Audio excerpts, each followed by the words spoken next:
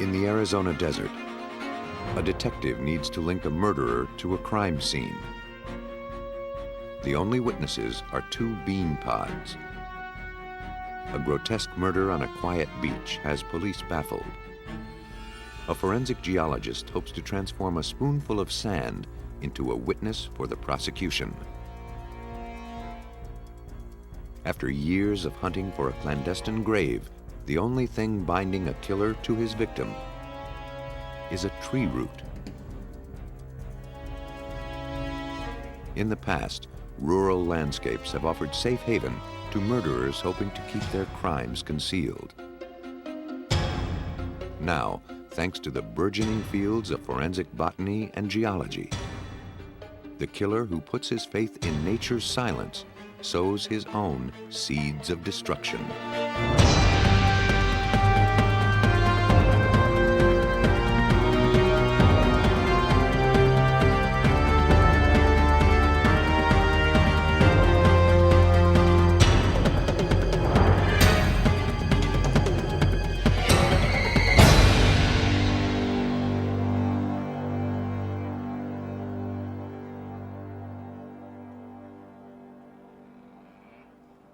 The Sonoran Desert.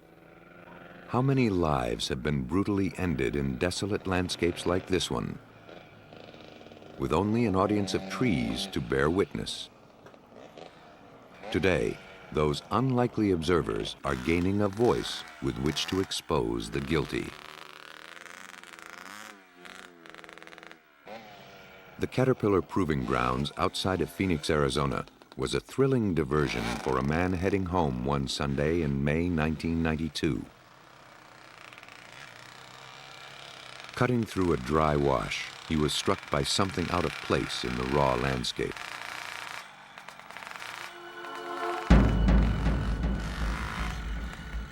He moved in for a closer look.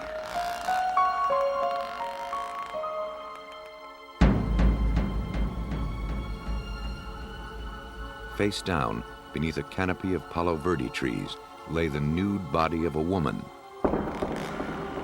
She wasn't breathing.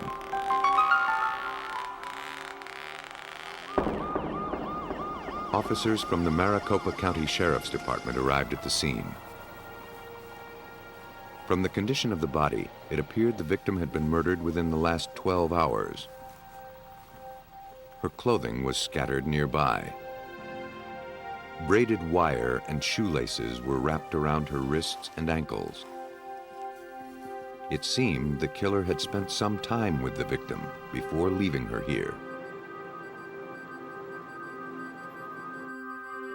Detective Charlie Norton led the investigation. The victim was identified by her fingerprints as 30-year-old Denise Johnson. She'd been arrested for prostitution. Hours passed as the team pored over the crime scene. They hoped to weave tatters of evidence into the coherent narrative of a homicide.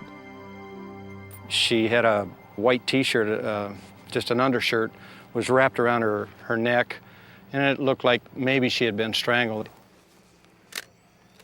As the team examined the torn clothes for clues, a fundamental piece of the puzzle came like a plea from beyond the grave. The insistent beeping from a pager broke the silence of the desert.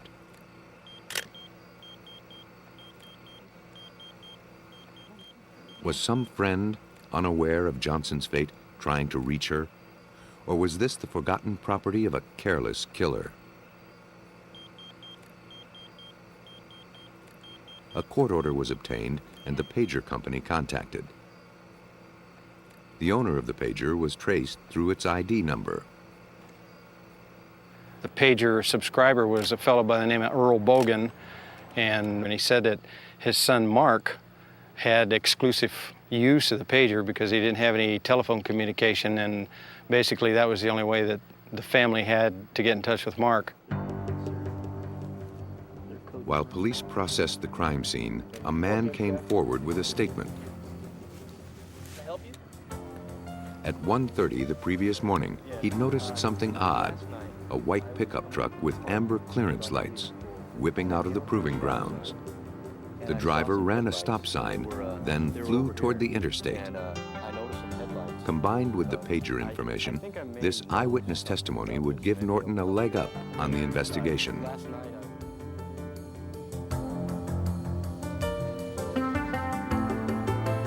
When Norton learned that Mark Bogan owned a white pickup truck with amber clearance lights, it seemed to him he found the killer. He would now have to prove it. Down this hallway. Bogan, accompanied by his wife Rebecca, agreed to be interviewed at the sheriff's department.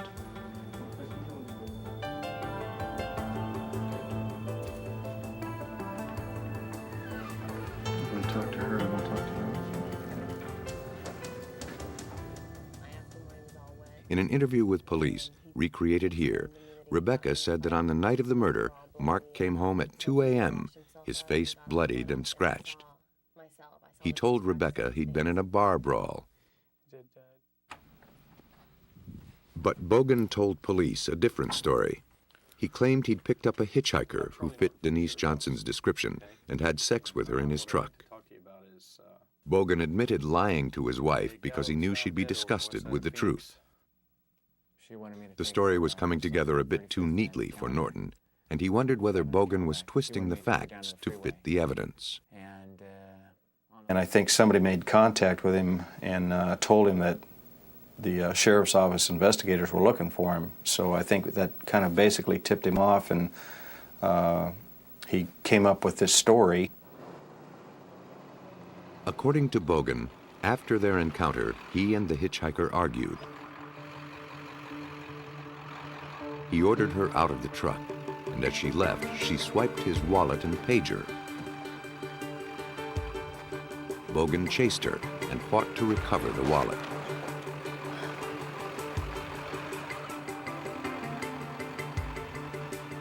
He claimed to have left Johnson on the side of the interstate, alive.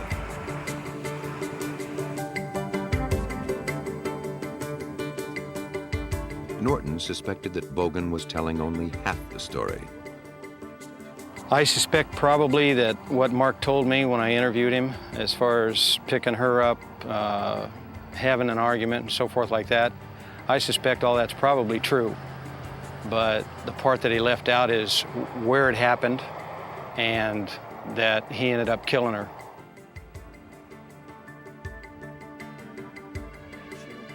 Norton believed that Bogan was a murderer, but he wasn't getting any help from the suspect. Not only did Bogan adamantly deny killing Denise Johnson, it had been years, he claimed, since he'd even stepped foot in the Caterpillar proving grounds. Bogan's admission that he had spent the evening with Denise Johnson would, ironically, make it more difficult to prove that he had killed her.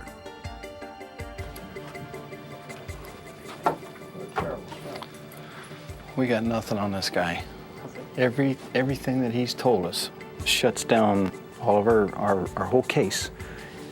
He had sex with her, he knows who she is, the whole shooting match. Bogan's story, spotty as it was, had just defused an arsenal of forensic weaponry. DNA analysis of body fluids or fingernail scrapings could only prove something which Bogan had already admitted. On the evening of May 2nd, 1992, he and Denise Johnson had sex, then fought. Norton's only hope of bringing Bogan to justice would be to link him to the scene of the crime, a little patch of grass under a cluster of Palo Verde trees in the proving grounds. Bogan's truck was seized and searched, but nothing linking Bogan to Johnson's death was found. Two seemingly unexceptional Palo Verde seed pods were collected from the truck bed. But thousands of these trees grow in southern Arizona. The pods could have come from anywhere. It hardly seemed like the kind of evidence that could tie a man to a murder. Struggling for a way to link Bogan to the crime scene, Detective Norton returned to the proving grounds. Then, inspiration struck. Noticing a Palo Verde tree with a fresh scrape on it, he theorized that after dumping Johnson's body, Bogan's truck had brushed this tree, causing the pods to flutter free and land in his truck bed.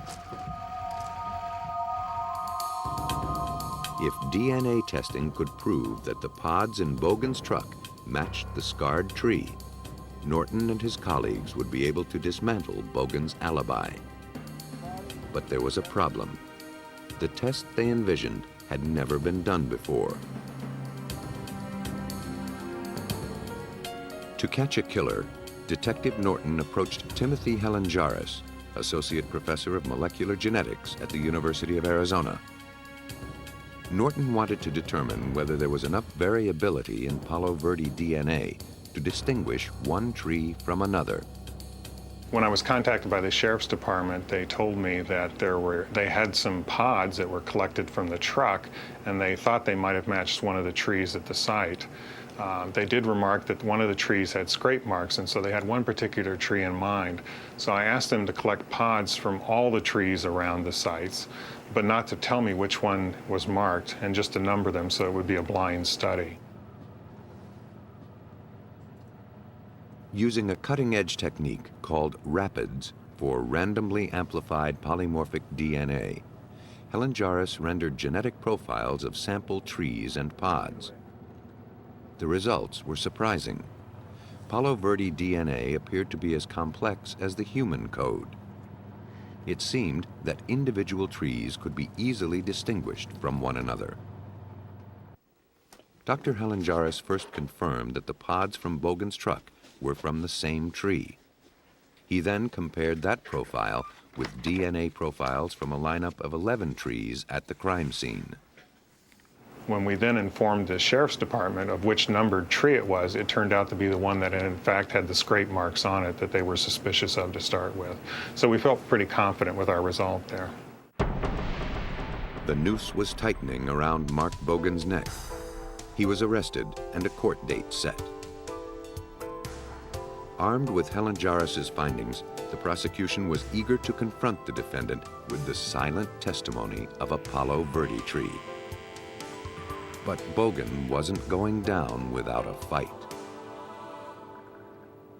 To convict Mark Bogan of killing Denise Johnson, the prosecution hung their case on the admissibility of rapids, a legally unproven procedure. DNA analysis of humans had only been deemed admissible in Arizona courts a few months earlier. Using plant DNA to prove murder would be a stretch, and yet the entire case hinged on it. Bogan's defense team hired its own expert, Paul Keim of Northern Arizona University, to refute Helenjaris' findings in a pretrial hearing. If Keim could cast doubt on the validity of Helenjaris' technique, Bogan would likely walk out of court a free man. So I think that the Bogan family hoped that my expert advice, expert opinion on the new DNA fingerprinting method that was being employed here would say that this was not a valid approach to forensic science and that this was not conclusive evidence that their son had been at the crime scene. Hey, Jim, though he was brought into the case as a hired gun for the defense, Dr. Keim's loyalty was to science and the responsible use of laboratory testing. His mistrust about rapids was valid. Since its debut, the new technique had been known to give false readings if the extremely careful controls aren't maintained throughout testing. In my opinion, it meant that we had to hold it up to a very high standard of scrutiny, and so that it was important that we understood everything that was done here and that it was done correctly. When performed with extreme care, Rapids provides researchers with an amazing new tool, the ability to look at an organism's DNA without any prior information about that species' genetic composition. The first step in the process is to get the DNA out of the pods. The seeds must be removed for accurate testing. Each represents a mixture of the tree's genetic material with the pollen that fertilized it, and would therefore introduce separate DNA into the test. Liquid nitrogen instantly freezes the pod so that it can be easily pulverized. Once it has been purified, the DNA is ready for PCR gene amplification. This heating process increases a minute sample of DNA to provide technicians with ample genetic material for testing. When reconstituted with water, the seed pod's DNA will be invisible to the eye, but extremely revealing in other ways. The Palo Verde sample is now ready to yield its genetic fingerprint. In order to make that pattern visible, a process called gel electrophoresis is used. Blue dye is added to the DNA sample, which is then inserted into the lanes on a jello-like slab. Exposure to an electrical field causes the fragments in the DNA to separate. The resulting barcode is then illuminated with UV light and photographed.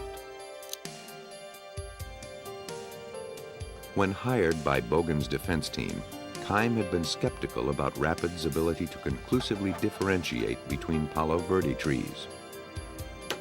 But when he studied Dr. Helenjaris's data and the painstaking process by which he collected it, he was surprised at how definitive the results were. Influenced by his colleagues' findings, Keim was won over to the prosecution's side, and under oath, he couldn't refute the results. In Keim's opinion, the tree and the pod matched to a great degree of certainty. The defense team now faced an insurmountable setback by the researchers' fidelity to science. Bogan was going down. When I examined the scientific evidence, the first thing that was most obvious to me is that the DNA from the pod that was found in Bogan's truck did in fact have exactly the same DNA fingerprint pattern as one of the trees where the body was found. Helenjaris and Keim had placed Mark Bogan at the crime scene. After he had killed Denise Johnson, Bogan backed his truck into a tree and shook loose the evidence that would later convict him. The unrefuted genetic findings decimated the foundation of Bogan's defense. Bogan was convicted of murder and sent to prison for life. Helenjaris's trailblazing research established botanical DNA profiling as an effective forensic tool, giving a voice to two tiny seed pods without whose testimony a murderer would still be walking among us. A world away from the Arizona desert, New England's coastline can be as desolate a place to die as the barren Sonora landscape. But like those seemingly inconsequential Palo Verde pods, grains of sand can be made to talk. On the morning of June 30th, 1994, a woman and her two nephews roamed Crescent Beach in Rhode Island. Buried treasure was the children's goal.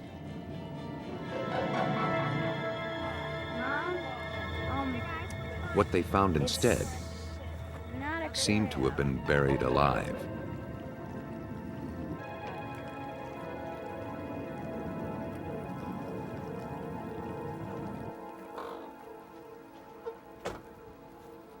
Detective Arthur Clark of the East Providence Police Department was called to investigate the buried woman at the beach. The scene was more reminiscent of a Stephen King novel than anything the veteran detective had seen in person. 2 feet beneath the surface lay a woman in a red satin cocktail dress. Her life had been ended by multiple blows to the head. We arrived on the scene about 10:15. We verified they were human arms. It appeared a body was buried in a shallow grave. We notified the medical examiner's office, who responded. The victim's arms jutted out from beneath the sand, her hands clawing skyward in what seemed a final grasp for life. It seemed unlikely that she'd been buried alive. The medical examiner concluded that in her condition, the victim wouldn't have the strength to push her hands up through the sand. Someone had posed her into this final gesture like a scene from a horror film. The killer seemed to be leaving a calling card, but his message was inscrutable. A circular pattern had been pressed into the sand around the body. In it lay a shattered watch face, its hands frozen at midnight. But for detectives, time raced forward. It seemed that some sort of grotesque ritual was performed here. They feared it could be the beginning of killings to come. They needed to work quickly before this killer struck again. At this early stage of investigation, vital clues might be masquerading as common trash. Cigarette butts, candy wrappers, and plastic cups were collected from the scene, along with samples of sand from both the surface and the bottom of the grave. At the time, we didn't know what was evidence and what was not. So on the side of caution, we collected what we thought could end up being evidence. Once we put the tape out, there's been nobody else in the area. But before Clark could make sense of the eerie spectacle, he'd have to learn more about the victim. He didn't have to look far. At around 8 o'clock that evening, a gentleman by the name of Christopher Hutter, who lived in Pawtucket, Rhode Island, called the Pawtucket police to report his wife missing. The missing woman was 30-year-old Kendra Hutter.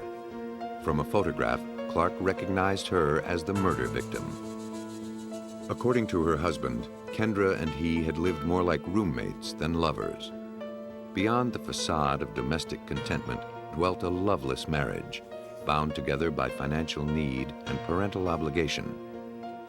They agreed to date other people. Christopher Hutter told police that Kendra had a date the night she died.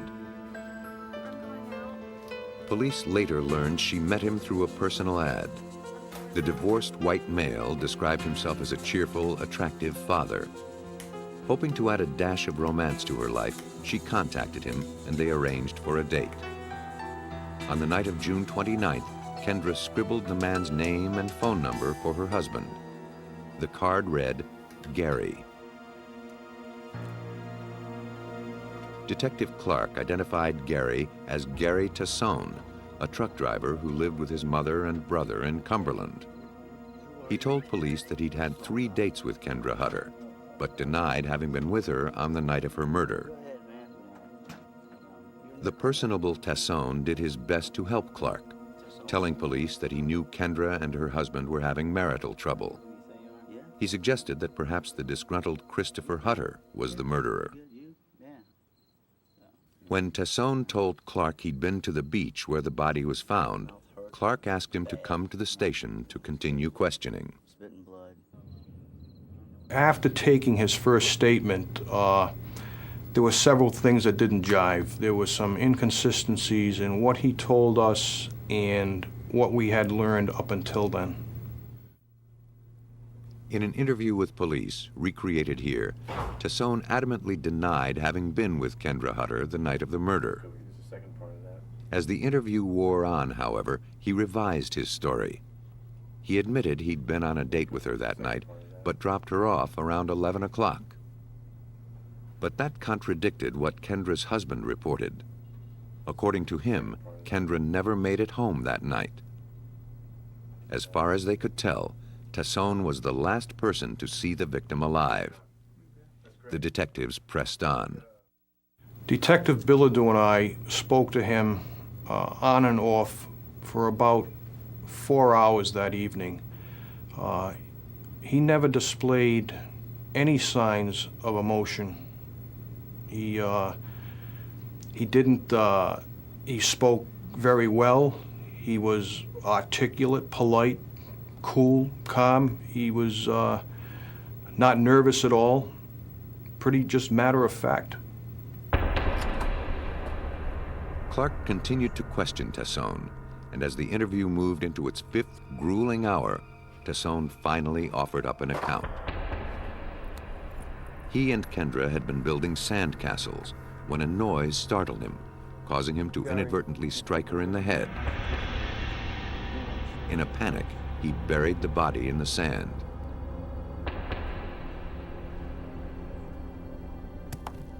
Considering the extent of Kendra Hutter's injuries, 7 strikes to the head, Clark rejected the story. There was no question in the detective's mind that the victim was killed intentionally.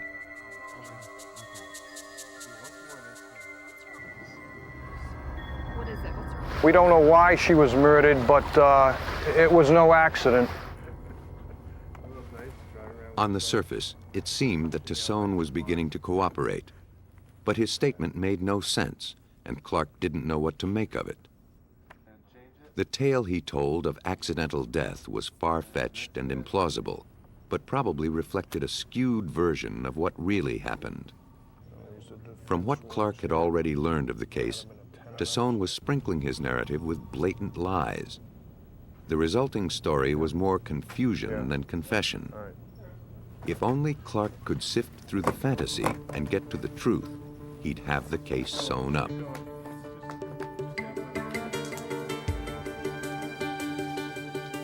For now, Clark had to follow along and see where Tassone would take him.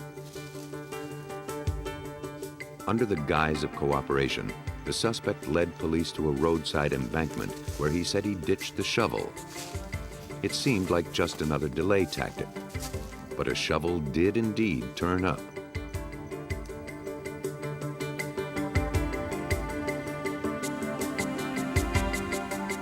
With this discovery, the evidence seemed to be stacked on Clark's side. He had a murder victim buried in a ritualistic fashion. He had the alleged murder weapon. He had a suspect who could link the two together. But Clark only had Tassone's unlikely story to place him at the crime scene.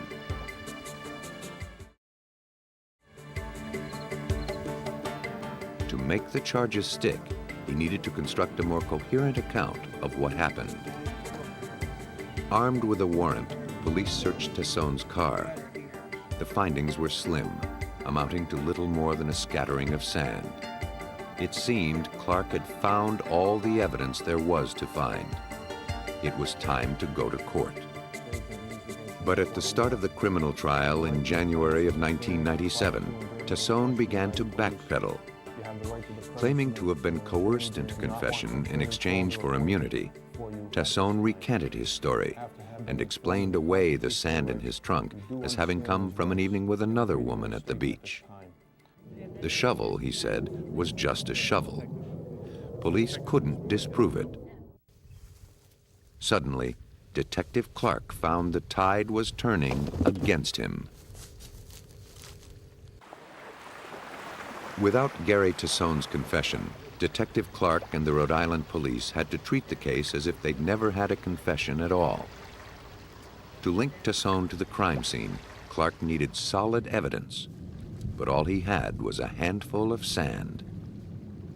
Clark knew the answer was written here, but he wasn't able to read it. To build a case on such unusual evidence was beyond the resources of his small department.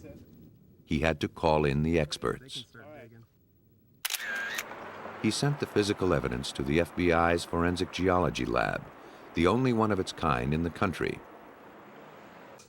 There, geologist Bruce Hall examined the shovel, the blanket, debris from the crime scene, and the sand recovered from Tassone's vehicle.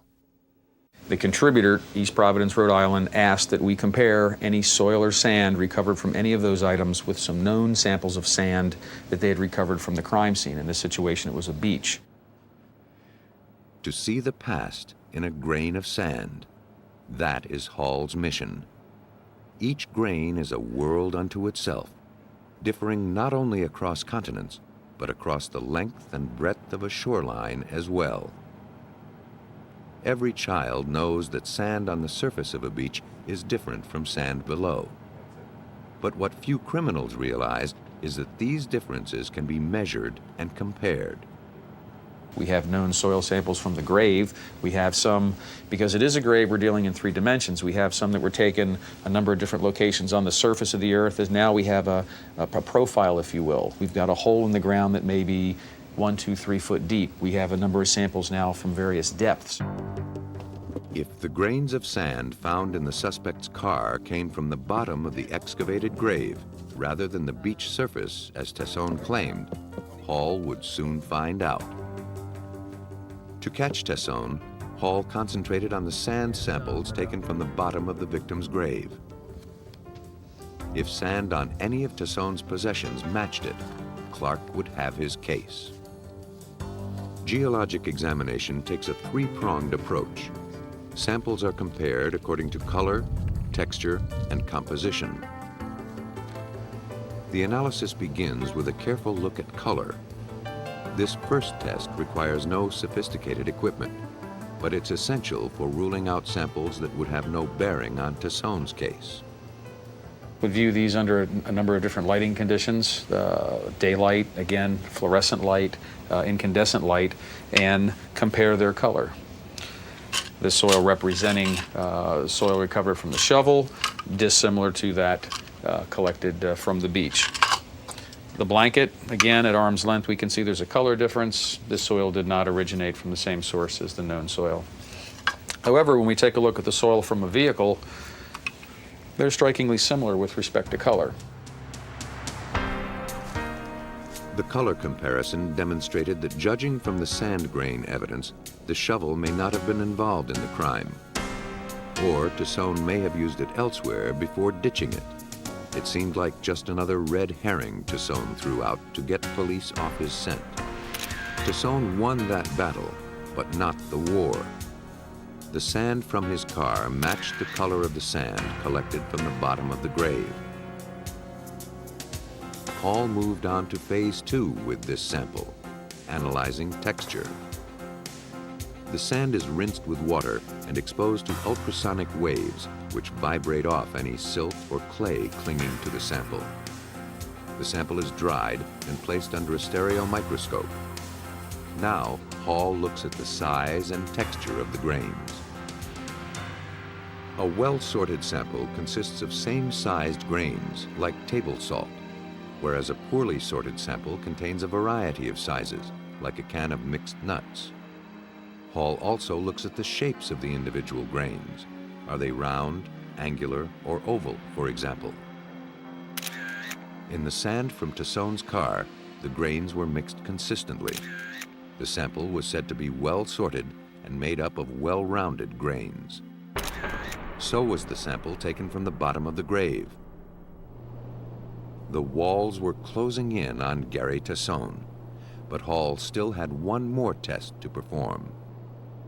He examined the soil samples under a polarized light microscope to determine their mineral composition. Different minerals have different optical properties when exposed to polarized light. These characteristics enable Hall to identify them. Characterizing minerals is fundamentally no different than characterizing an individual. How tall is that individual? How much do they weigh? What is their hair color, eye color? And you characterize a mineral in the same fashion. The sample from Tesson's trunk was composed predominantly of quartz, with a small amount of the mineral feldspar. When he looked at the sand from the bottom of Kendra Hutter's grave under the same conditions, he found the samples matched. Bruce Hall had now proven that Gary Tesson was in fact with Kendra Hutter on the beach the night she died. And, more than that, he proved that Tesson buried her body. Based largely on the strength of Bruce Hall's forensic evidence, the jury found Gary Tesson guilty of first-degree murder. He is serving a life sentence without parole. The strange man had lured a woman from the personal ads, beaten her in the head with a shovel almost 20 times, and buried her in a way sure to be noticed. The motive and meaning of his crime remain a mystery. Also unknown is whether this was the first strike of Gary Tesson. As he drove his truck across the country, did he place ads in other papers, luring unsuspecting women like Kendra Hutter to their deaths? Or was his first victim also his last? Though the grave markers may be erased by time, nature doesn't forget death. The world is forever changed for the family of a murder victim. The same holds true for the landscape in which a body is buried. 20-year-old Cher Elder was known around the Denver suburb of Lakewood, Colorado, as having a mind of her own. It didn't make for smooth relationships. On the evening of March 27, 1993, she had a skirmish with her boyfriend, Byron Powers. No doubt apologies follow after a few hours of downtime.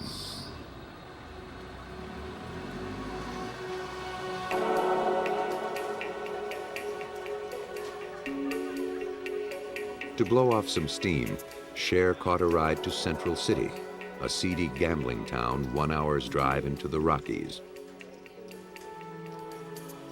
Her escort, an older man, was good company, and her moodiness lifted as the night wore on. At 1:40 the next morning, Cher and her companion left the casino. She would soon join the ranks of the missing. Days passed with no sign of Cher. Her frantic father reported her missing to the Lakewood Police Department. Detective Scott Richardson was assigned to the case. Missing person cases are a tricky call. Richardson didn't want to throw his department's resources behind a massive search, only to find that the time and energy had been misspent on a girl who'd left town to cool off. It's a tough investigation. How involved do you want to get on a missing person case, and how complex do you want to make a missing person case to find out they're laying out on the beach in Maui somewhere? Richardson had a bad feeling, however, that Cher wasn't on vacation. His first objective was to identify the man with whom she'd last been seen. A surveillance camera at the casino had captured his image. We did not know who that male was, and that was the last time she was seen alive. A friend of hers had seen her in the casino with this male. The man was identified as Thomas Luther, an acquaintance of Cher's boyfriend, Byron Powers. Cher had been introduced to the older man shortly before her unlucky gambling trip to Central City.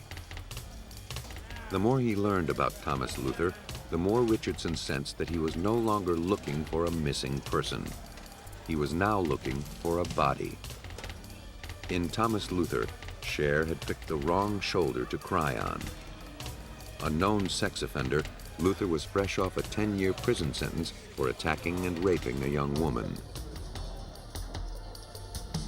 He had bragged in jail that when he got out, the police wouldn't find the next woman he killed. This time, he'd be sure to bury the body where it would never be found. Richardson set out to foil that plan. Our focus of the case at that time was to try to find the body of Cher Elder for two reasons. We needed it for prosecution and the family. Richardson questioned Luther, who claimed that after leaving the casino, he dropped Elder off at her boyfriend's house. Luther's car was seized and searched for evidence, but nothing suggesting murder was found. For weeks, Richardson pressed on. Though he had very little hard evidence, knowing that this girl's body was out there somewhere kept the detective searching. To outsmart a clever criminal like Luther, Richardson would need to raise the suspect's level of uneasiness, hopefully compelling him back to the gravesite for a cautious once-over. The prior day, I called Luther up at home and intentionally meant to sound really confident. I told him, hey, we got some evidence and I want you here at 9 o'clock tomorrow morning, hoping that it would increase his anxiety and he would make a mistake. Richardson succeeded in flushing his quarry out of the brush. An informant told him that Luther planned to return to the grave early the following morning. If the body had been dug up, he planned to flee the state immediately.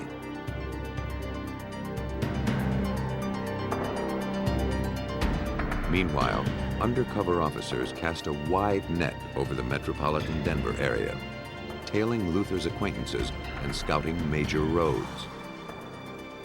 The morning of his meeting with Richardson, police observed a man in a car parked beside the road. Soon, police saw Luther emerge from the woods and get into the car.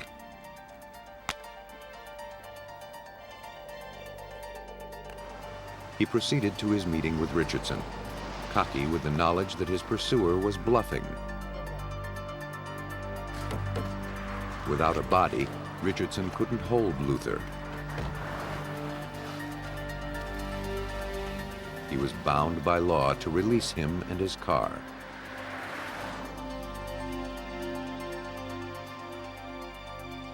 Months passed without any progress on the case. Meantime, the prime suspect moved out of state. With each passing day, the more likely it seemed that Cher Elder's demise would forever remain a secret between the killer and the victim. The only thing keeping Richardson going was the faith that Cher Elder was buried somewhere in Empire Valley. But finding her in the craggy lowland would be an arduous task. This valley is about 15 miles in length. And as you get out there, when you start looking for a possible location of the grave, it's nothing but rock slides and piles of rocks. And there's so many potential areas that a body could be hidden in that it just became a maze. Weeks of foraging around Empire Valley left detectives empty-handed and frustrated.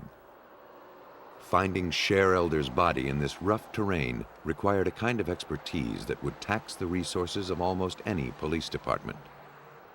Was that any good? Yes. Hopefully we would. Aware that he'd reached his department's limits, Detective Richardson was running out of options. But he wasn't quite ready to throw in the towel.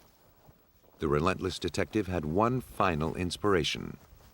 He contacted NecroSearch, an elite corps of scientists that uses a wide range of disciplines to locate clandestine graves.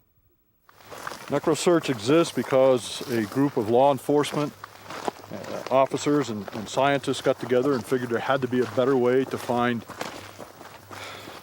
murdered or buried people and evidence. Towards that goal, NecroSearch has assembled leading scientists from all over Colorado, comprising 15 specialties, including botany, geology, geophysics, forensic anthropology, and entomology. 53972. The fundamental premise of NecroSearch is that buried bodies change the ecosystem around them forever. The soil above a grave may sag under rain or snow. Specific vegetation may flourish on the decomposing body. 53969. Insects and scavengers arrive. This is a case of a lifetime. This took everything that we had, everything that we could use of other sources from other agencies. That's why NecroSearch was requested to come in and assist. It was real simple. We're a largely populated community here. We're in the metro Denver area. We don't have expertise in going out looking for graves. We don't have very many graves dug in the city. So far, the all-volunteer NecroSearch team has participated in over 100 cases in 30 states and 7 countries. The group convenes monthly to review potential cases. For most petitioners, like Detective Richardson, NecroSearch represents a final glimmer of hope. I was asked by NecroSearch to come to their meeting and present the case to see if it was something that NecroSearch could assist me in. And so the case presentation was made to NecroSearch at that time. And boy, they asked me questions that I'd never thought of, such as what color was the dirt on Luther's pants when he came to get his car, because that may indicate he crawled out of a mine shaft or he may have been in a sand pit. And it was pretty apparent right then that when I contacted NecroSearch, these are the people that can help me because they have the experience in trying to locate a grave. The rocky terrain hampered the endeavor, making disturbances in the soil difficult to spot. The team probed the earth for clues undetectable to the human eye. On the geology side, we're looking for disturbances in the layering. And everything is layered. You wouldn't think so, but you come out here, you dig down a few feet, you'll find various layers within the rock, or within the soil, and we're looking to see where that's been disturbed. Ground sweeps, aerial searches, and infrared analysis ruled out many potential grave sites. But still, as the months passed, no body was found. It seemed like Thomas Luther's boast about outsmarting police was coming true. In late January of 1995, a tip led Detective Richardson and NecroSearch to a steep, piney slope off the highway. Rocks covered most of the area. A grave could be disguised anywhere. NecroSearch did some preliminary testing of the location, but were shut down because of weather. It was now nearly 2 years after Cher's disappearance. You don't like me and I don't like you, and that ain't no... Then a crucial break came. Byron Powers, Cher's boyfriend, landed in prison for assault. It seemed Cher had a fatal lapse of judgment in her choice of companions. In an effort to lessen the charges against him, Powers dangled a piece of information in front of the police. He said he knew that Luther had killed Cher Elder, and he knew where he'd buried her body. Powers had been there about 3 weeks after Cher's death to help Luther better conceal the grave.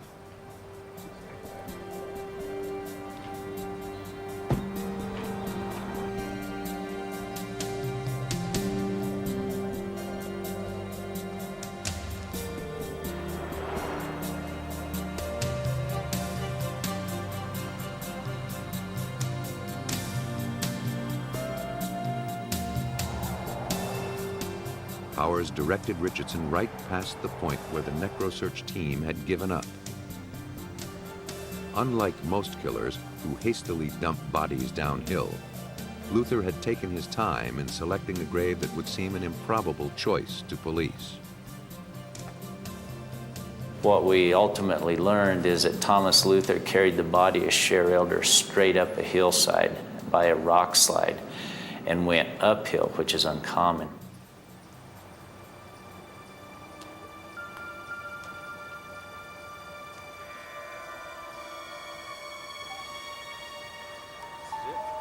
The pile of rocks that Powers pointed out was less than a foot from the place that Richardson and NecroSearch had been testing shortly before the weather had forced them to quit.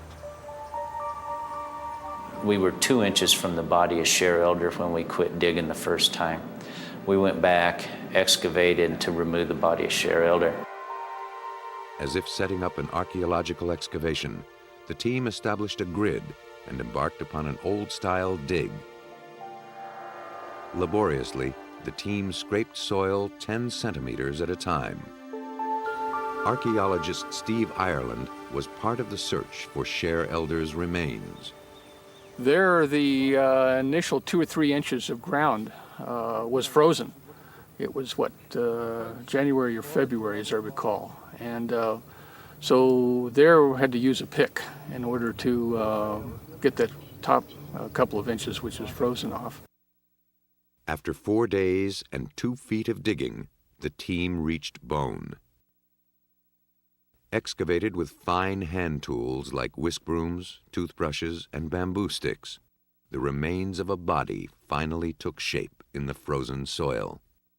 Dental records would identify the body as Cher Elder. Preliminary autopsy results showed that the young woman had been shot in the head 3 times, execution style. This discovery might have been enough evidence to convince a jury that Luther had killed Elder. But prosecutors would have a much better chance if they knew the time of death. If the body had been buried at least 2 years ago, a time when Cher was known to have been with Luther, the charge of murder would be much easier to prove in court. The team's careful excavation uncovered a clump of plant roots growing into the victim's soft flesh. NecroSearch called in botanist Vicki Trammell to extract and preserve them. Could she determine the time of burial from this botanical evidence? When digging is done and roots are cut, this stimulates growth of new roots into the fresh backfill dirt. So the idea was that these roots ought to be about the same general age as the grave. In order to determine the age of the new growth, the roots were sent to a lab where they were cut crosswise and stained, highlighting the characteristics of the cells. Most woody species of trees, like the pines and firs that forested the area near the victim's grave, form their roots in the same way, and the new roots have a particular pattern of cells that can be recognized under the microscope. Most of the differences involve the xylem, which is the water-conducting tissue in the plant. And what I'm seeing is the water-conducting tissue kind of in a triangle. And it's the triangle shape that tells me that that is a very young root, about a first-year root. Another year's growth sees a significant change in the cells. The triangle of tissue gives way to larger water-conducting cells. This tells me it's a secondary root. From their cellular structure, Trammell estimated the roots to be 2 years old. Her findings sealed the case against Thomas Luther, proving the grave was dug at a time after he was released from jail and known to be with the victim. In the end, a jury was convinced that Thomas Luther killed Cher Elder. He was sentenced to 48 years in prison with no chance of parole. Thanks to the tireless pursuit of Scott Richardson and the cutting-edge forensics of the NecroSearch team, the odyssey had finally come to an end. I myself don't believe in what they call closure. I believe if you lose a loved one, that you will feel that loss for the rest of your life. But at least if they know what happened, they possibly can get on with their life in some way. After the case ended, NecroSearch paid Detective Richardson the ultimate honor and inducted him into their selective ranks. Without his determination, Cher Elder would still be hidden in a desolate grave. The Earth is an impartial eyewitness to murder. But forensic botany and geology are finding ways to gather its testimony. Crimes considered unsolvable a few years earlier are now being won on the basis of roots, seeds, and sand. The landscape has become grounds for conviction, but we've only begun to scratch the surface.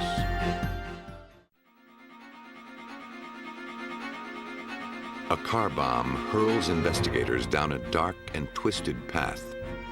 At the end is one woman with many deadly secrets.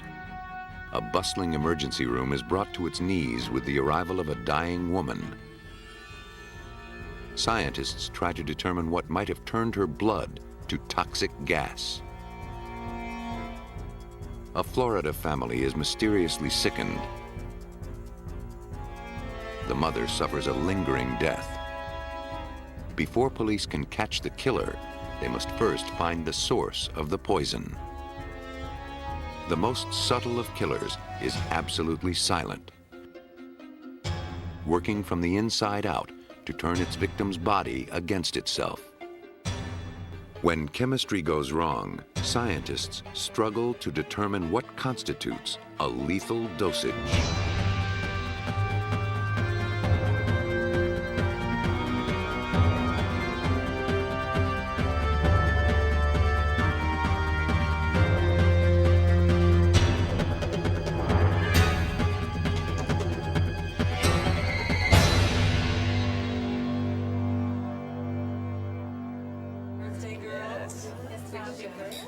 June 28, 1983, began as a night of celebration. Judy Bueno Año met her boyfriend, John Gentry, and the women who worked at her beauty salon at a Pensacola, Florida restaurant.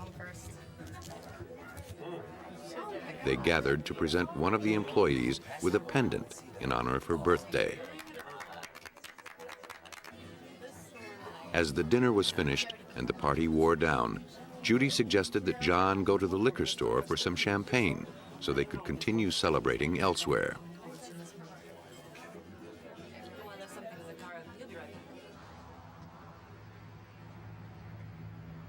As night fell, the streets grew quiet.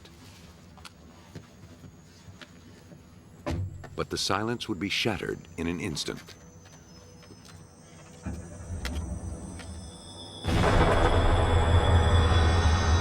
Police and rescue raced to the scene. Gentry was rushed to the hospital, shrapnel embedded in his back. At first, investigators weren't sure if the explosion was due to mechanical failure or an attempt on Gentry's life. But even a cursory look at the crime scene revealed the blast to be no accident. It came from the trunk, an unlikely place for an explosion of that magnitude. Because bombings are a federal offense, Pensacola police notified the Bureau of Alcohol, Tobacco, and Firearms. By the extent of the blast, ATF agents estimated 2 sticks of dynamite were used, rigged to the taillights by yellow and orange wire. Gentry was lucky to have escaped with his life. As the ATF investigated the scene and the crime photos, Pensacola police sought to find out who would benefit from Gentry's death. That task fell to Detective Ted Chamberlain. What we usually do is we look into insurance policies of the victim, and that's what we did with Gentry. And we looked into and we found he did have a large insurance policy on him. The beneficiary was Judy Bueno Año, Gentry's girlfriend. But that wasn't surprising. The two were starting a business together. By itself, the information meant nothing. Chamberlain needed more to go on. The ATF found it. They traced the dynamite to a man in Alabama, a very close friend of Judy Bueno Año. By now, Gentry was out of intensive care. Detectives took the opportunity to talk to him about what happened, to let him know that Judy Bueno Año was the main suspect. Gentry found it difficult to believe, but then he began thinking about it. He said, you know, when I'm staying over there at Judy's house, she was giving me these pills, vitamins to make me feel better. And he said, and I kept getting sick. He said, so I quit taking them. And then I felt better. He said, and I took them again and got sick again. Gentry had been so ill, he'd spent time in the hospital. There, he recovered completely, though his doctor wasn't sure what was wrong with him. Once Gentry returned home, he relapsed. Finally, he stopped taking the vitamin pills, and his health returned. He felt his days of illness were behind him. And then his car blew up. Sensing a connection, the detective asked Gentry if he'd saved any of the capsules. As a matter of fact, he had. They were supposedly a popular vitamin C supplement. Chamberlain sent them to the lab for analysis. Finding out what something isn't is easier than finding out what it is.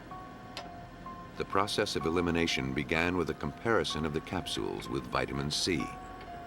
It proved there was not a speck of the vitamin in the capsules. That discovery alone ramped up the suspicion that the pills were poisoned. But what was in them? The substance in the capsules was dissolved and tested. Some tests analyzed its chemical makeup, others measured the wavelengths of light it absorbed. By comparing these results with a database of chemicals, the compound was identified. The capsules were found to contain a substance called paraformaldehyde. It has no known medical use. In fact, it's considered a Class 3 poison, which means it's moderately toxic. John Trestrail of the Blodgett Poison Control Center is a poisoning expert. According to him, if murder was the motive, paraformaldehyde wasn't the best choice. When it breaks down to formaldehyde, which we know is used to preserve bodies, is very irritating. It wouldn't be a very good poison to pick for homicidal reasons. It'd be more irritating, irritating to the eyes, irritating to the respiratory tract. And I suppose in chronic exposures, we know formaldehyde can cause cancer.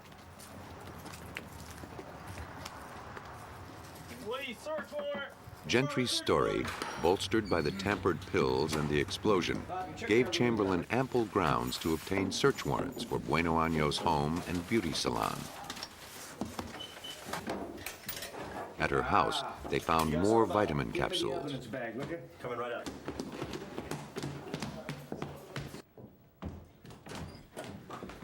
Okay.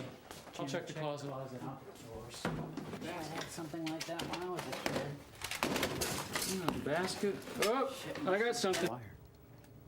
In her son's closet, they found wire that resembled the wire used to blow up the car. This. What you got? Got a wire here. My gloves. So we sent that off to the lab, and they sent us back pictures of the wire and the color coding and striations of the wire. Take one taken from the piece of the bomb that was gone, and the one from the boy's room, and you put them together. It was just like matching up ballistics on bullets. I mean, they looked exactly alike, and that was real good evidence. Hi, I'm Detective Robert Beasley. This is an official investigation. While one group of officers searched the house, another group was at work collecting chemicals from Bueno Año's salon. I'm not sure either, but let's bag For Judy Bueno Año, paraformaldehyde would be a poison of opportunity. Be careful with it. Don't. The chemical is used in beauty salons as a disinfectant.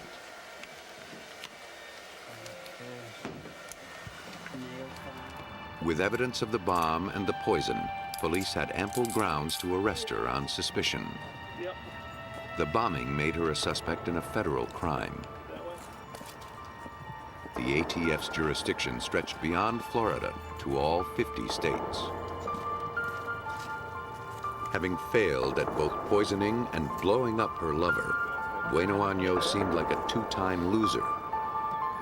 But as investigators checked her background, they began to suspect that she may have just been in a slump.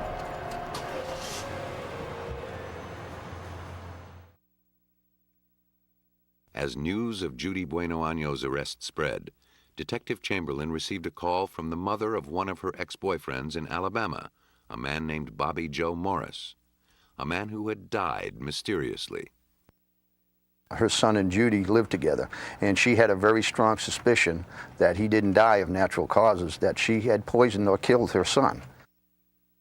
Bueno Año had pressured Bobby Joe's mother to cremate the body, but she refused. Chamberlain promised he'd look into the matter. Everybody that we talked to, they all seemed to be a little bit scared of Judy, a little bit afraid of her, that she would always make up these incredible stories is what we were hearing from her. And we even talked to one witness that the witness said that Judy had told this girl, said, look, if you don't like your husband, poison him. With stories of Bobby Joe Morris and others coming to light, police began to suspect that John Gentry wasn't Bueno Año's first victim. They found that her life, at least on the surface, appeared touched by tragedy. But a closer inspection suggested something more diabolical.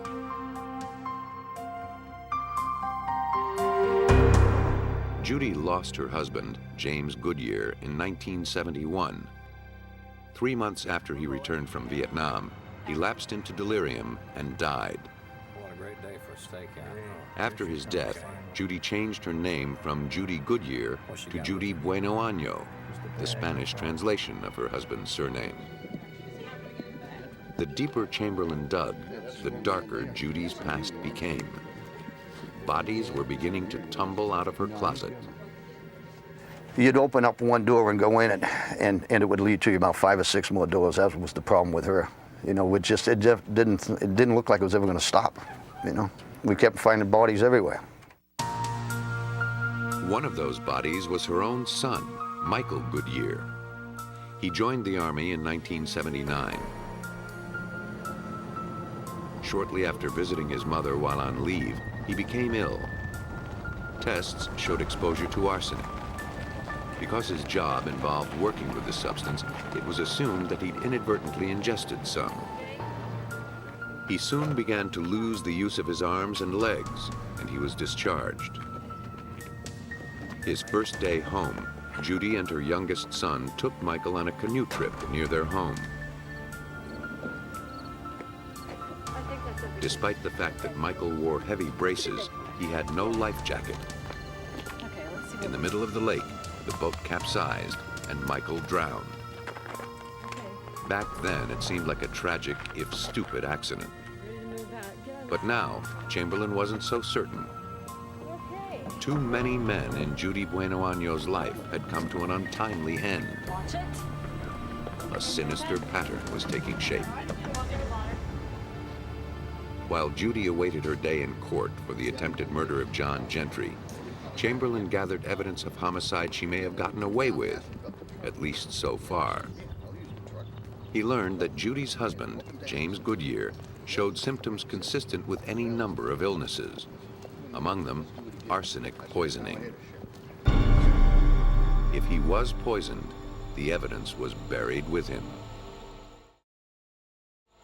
12 years after his death, his body was ordered exhumed to look for proof. When you exhume a body looking for one of the heavy metals like lead, thallium, arsenic, antimony, these are all elements. Elements have been around since the solar system was created. They're just as detectable today as they were 250 million years ago and 250 million years down the road from now. So when you talk about digging up a body looking for arsenic, if it was in that body when it went in the ground, it's going to be in that body until it disintegrates. Goodyear had been autopsied at the time of his death, but the medical examiner wasn't looking for poison, so he didn't find any. Almost anything can be poisonous if enough is swallowed, so no single test can be used to detect all poisons. The analyst must be guided by his knowledge of the symptoms so he can narrow the field and test for specific poisons. Arsenic tends to concentrate in the heart, liver, lungs, and kidneys. Samples of each were tested for the toxin. Arsenic can take down a person in an hour or a year, depending on how much he ingests. A single large dose kills quicker than small doses over a longer time. A faster death means the poison would have less time to damage organs. Goodyear's lingering death suggested cumulative long-term poisoning. The ravaged condition of his organs bore that out. The diagnosis was crucial and incriminating because it made accidental poisoning less likely. Since James and Judy Goodyear lived in the same house, it seemed reasonable that they'd both be exposed to arsenic if the hazard were present. But Judy never showed any symptoms. Next, the medical examiner set out to determine how much arsenic was present in Goodyear's system. The victim's hair and nails provided a handy yardstick. A complete fingernail was removed from the nail bed and dissolved in acid. The resulting solution was put in an instrument called an atomic absorption spectrometer that determines the concentration of arsenic in the sample.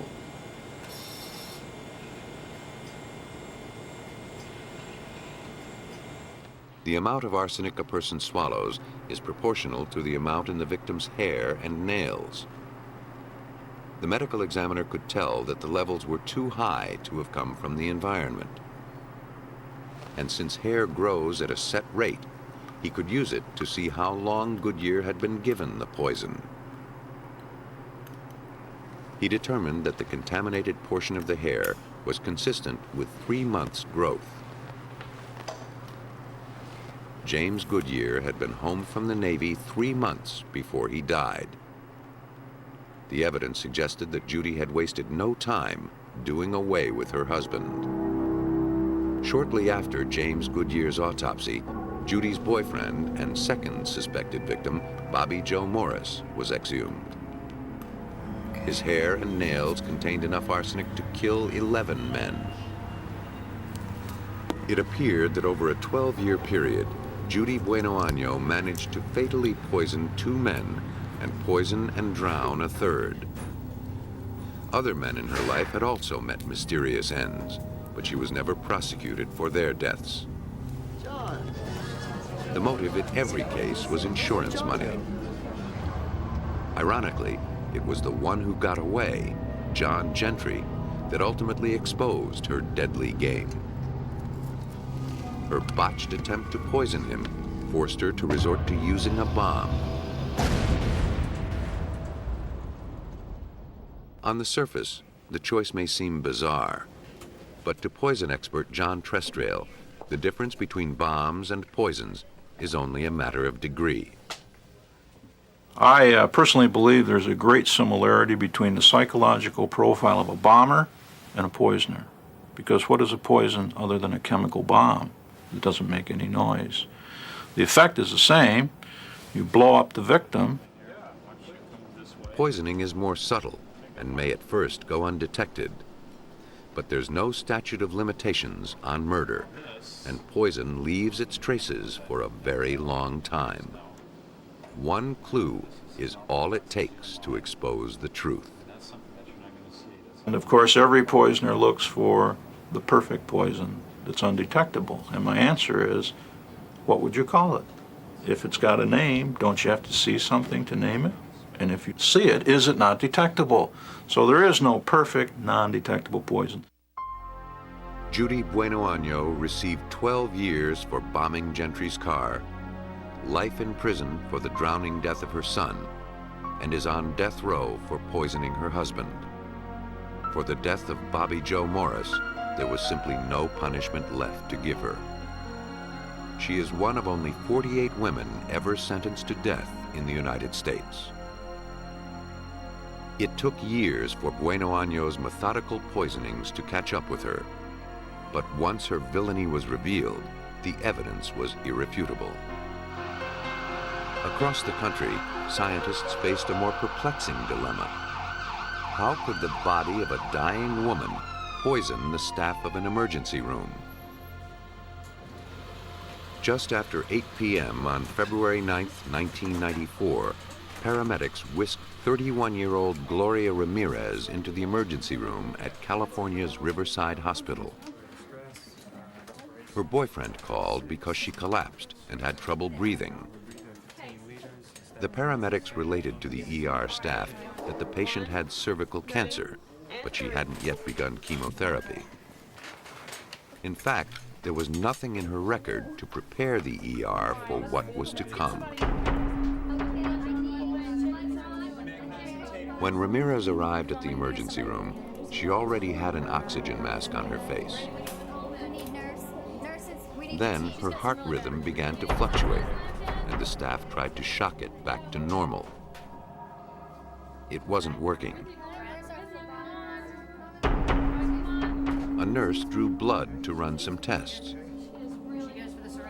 And that's when the well-choreographed chaos of the emergency room began to fall to pieces. Ramirez's body began to take on an oily sheen. The nurse drawing the blood complained of a strange odor. She handed the hypodermic to a physician. Then she passed out. The odor, something like garlic or ammonia, increased. Beige crystals were noticed in the blood sample. Suddenly, another nurse fell.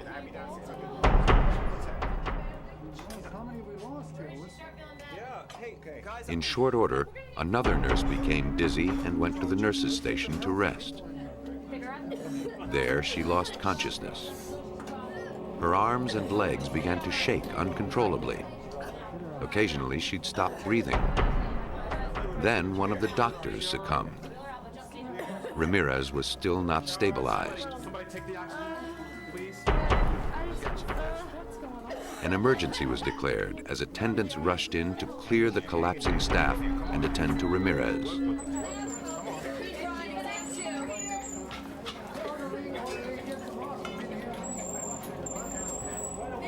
As the emergency room was evacuated, gurneys were wheeled into the parking lot.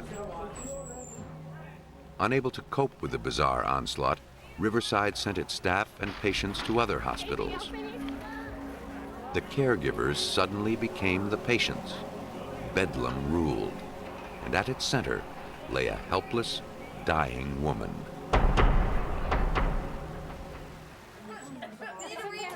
Within 15 minutes of contact with Gloria Ramirez, 27 of the 37 staff members at Riverside Hospital suffered strange symptoms.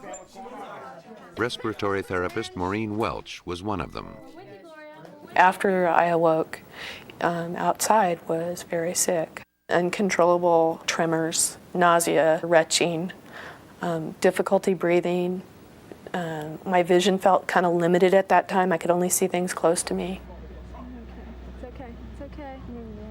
There was simply no explaining what could have caused the symptoms. Many of those affected recovered quickly. Others spent weeks in the hospital. Within 35 minutes of Ramirez's arrival at the hospital, she was pronounced dead. The crisis had passed, but the mystery deepened. 35. Her body was sealed in 2 plastic bags and an airtight casket before being moved to the hospital morgue.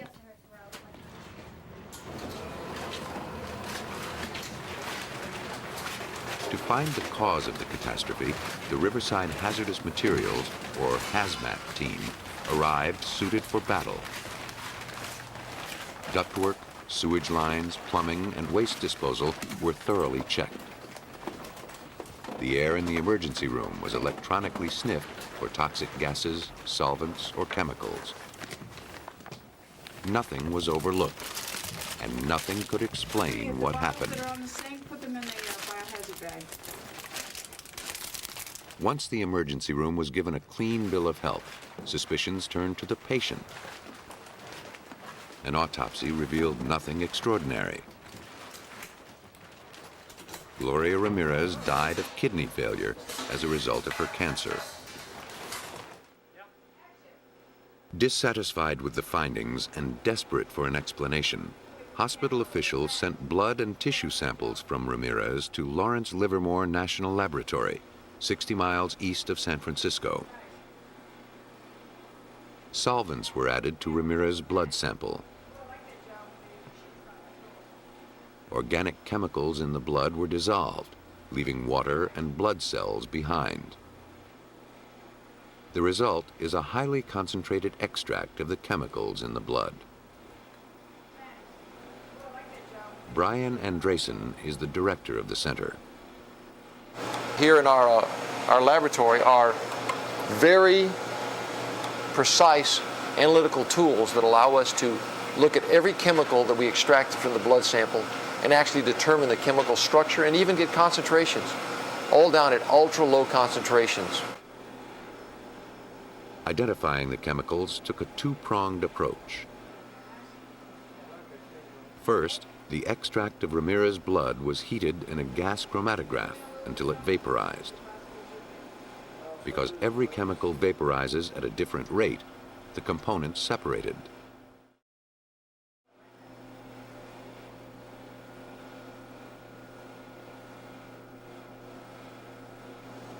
The spectrometer then identified each chemical by reading the patterns of light they emitted.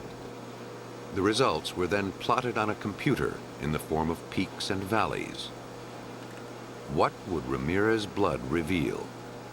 Every peak here is a different, unique chemical that was in the blood of Mrs. Ramirez. And things stand out, it's very obvious. This is all Tylenol or acetaminophen is right here. Cholesterol is here, other drugs, and a very unusual chemical that we initially discovered, which was right here. We don't know what it is at this moment, but luckily we have libraries that when you actually search a library, in the computer it will print out what this chemical is. It turned out to be a high concentration of a chemical called dimethylsulfone, or DMSO2. It comes from the breakdown of another chemical, DMSO, or dimethyl sulfoxide. Though it's manufactured as an industrial lubricant, DMSO is used by thousands of athletes and arthritis sufferers to relieve pain. It's conceivable that Ramirez was using it for this purpose. But its waste product, DMSO2, is not toxic, even in the high concentrations found in her tissues. Its presence did nothing to explain why the emergency room was brought to its knees. From his findings, Andresen had to conclude he'd found nothing to account for the harrowing events on the night Ramirez died. Without any physical explanation for what was now being called the Ramirez incident, the California Department of Health Services wrote it off to mass hysteria due to stress. The healthcare workers were not buying it. My response to the claim of mass hysteria was not something that I can entertain personally, because the people involved in emergency care, and in particular this emergency room, were all like a well-oiled machine. They'd all had tons of experience, 15 or years better, veterans of all types of occurrences, and this was just something else that they had to take care of. And you can't argue with that. I mean, these people are not generally hysterical. Unwilling to accept the ruling of the health department, Welch did some homework of her own. She knew that many of her colleagues, and she herself, had suffered long-term health problems, not the sort of symptoms induced by mass hysteria. She gathered up lab reports, medical records, and contacted Brian Andresen. Andresen and his colleague, Deputy Director Patrick Grant, looked over the data Welch sent them. They focused on the one compound that didn't seem to fit. Basically, I came back into my office and started looking up compounds in the Chemist's Bible, the Merck Index. Looked up dimethyl sulfoxide and dimethyl sulfone, and fortunately, they're right there together in language even a nuclear chemist can understand. And at that point, I realized that oxidation was the connector between the two. If Ramirez was taking DMSO on her own to relieve her pain, it seemed plausible the extra oxygen she was given on the way to the hospital could have sped the chemical's transformation to its waste product, DMSO2. DMSO is oily and has a garlicky smell. That could explain the sheen on Ramirez's skin and the odor in the emergency room. But it didn't explain why so many people were sickened. Pat Grant began to formulate a theory. On the same page in the drug manual as DMSO and DMSO2 was an entry for DMSO4. The only difference between the two compounds was more oxygen. But it was a crucial difference. DMSO2 is a harmless vapor. DMSO4 is a deadly nerve gas. And if you read the toxicities and the various symptoms that people that are exposed to dimethyl sulfate experience, it was quite similar to the Riverside incident. Grant's theory sounded good on paper, but no one had ever turned harmless DMSO2 into deadly DMSO4 in the lab by simply adding more oxygen. If Grant was asserting that a dying woman could somehow change into a canister of nerve gas, he was going to have to prove it.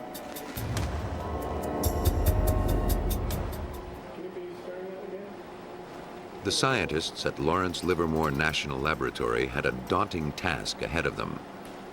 To see if DMSO2 could turn into its deadly cousin, DMSO4, in the emergency room, they had to replicate the conditions during the last few minutes of Gloria Ramirez's life. The work was assigned to analytical chemist Rich Whipple. The first obstacle was the nature of the two substances. While harmless DMSO2 dissolves in blood, deadly DMSO4 doesn't. So how could the compound be in Ramirez's veins? The answer is, it couldn't. Our belief is that she had DMSO2 in the blood, and then when it was withdrawn from her system, it was then converted to DMSO4. The chemical event, if it happened at all, happened in the syringe. Using a substitute for human blood, Whipple performed an experiment to show how a change in temperature could change the form of the chemical. At body temperature, DMSO2 stays dissolved in the solution. But cooled to room temperature, it forms crystals. Crystals like the ones witnessed by some of the emergency room staff. In her body, Ramirez's blood was 98.6 degrees. But the portion drawn into the syringe was immediately cooled to around 64 degrees, the temperature of the emergency room. The drastic temperature change may have caused the DMSO2 crystals to separate out. Everything about the theory seemed to be holding together except one crucial point. Whipple didn't manage to produce any detectable DMSO4. But lab tests can never perfectly replicate a real-life situation. In the emergency room, only the slightest amount of DMSO4 would have been needed to sicken all those staffers. 1/10 of a gram of the substance can be lethal. In smaller doses, DMSO4 can cause long-term nerve damage and other lingering health problems. A year or more after the Ramirez incident, some of the staffers in the emergency room still had symptoms. Grant believes this is further evidence in favor of a chemical explanation, not mass hysteria or some other psychological cause. In comparison to the other theories that were out there before we proposed our chemical theory, I would believe it over mass hysteria of an experienced emergency room staff.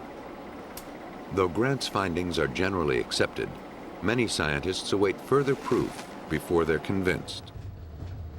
Until the mechanism for the deadly transformation is fully understood, there remains a slim chance that the Ramirez incident could happen again.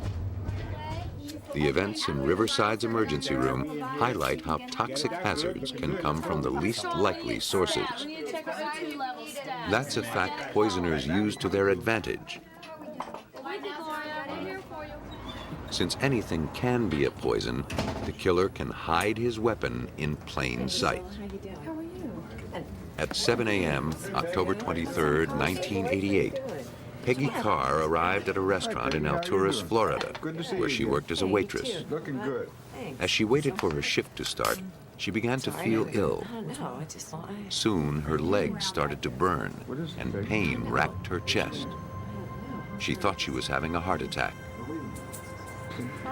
One of the regulars, a former Army medic, checked her pulse and reassured her that whatever was ailing her, it wasn't her heart. But the pain continued to grow. Peggy was sent home to rest. The pain was unrelenting, and Peggy's family sent her to the hospital. She was admitted and placed under observation. 16 hours after her first symptoms, Peggy Carr was practically incapacitated, and her physician was stumped. 3 days and a battery of tests later, doctors were no closer to making a diagnosis. Then, just as mysteriously as they had begun, Peggy's symptoms began to fade.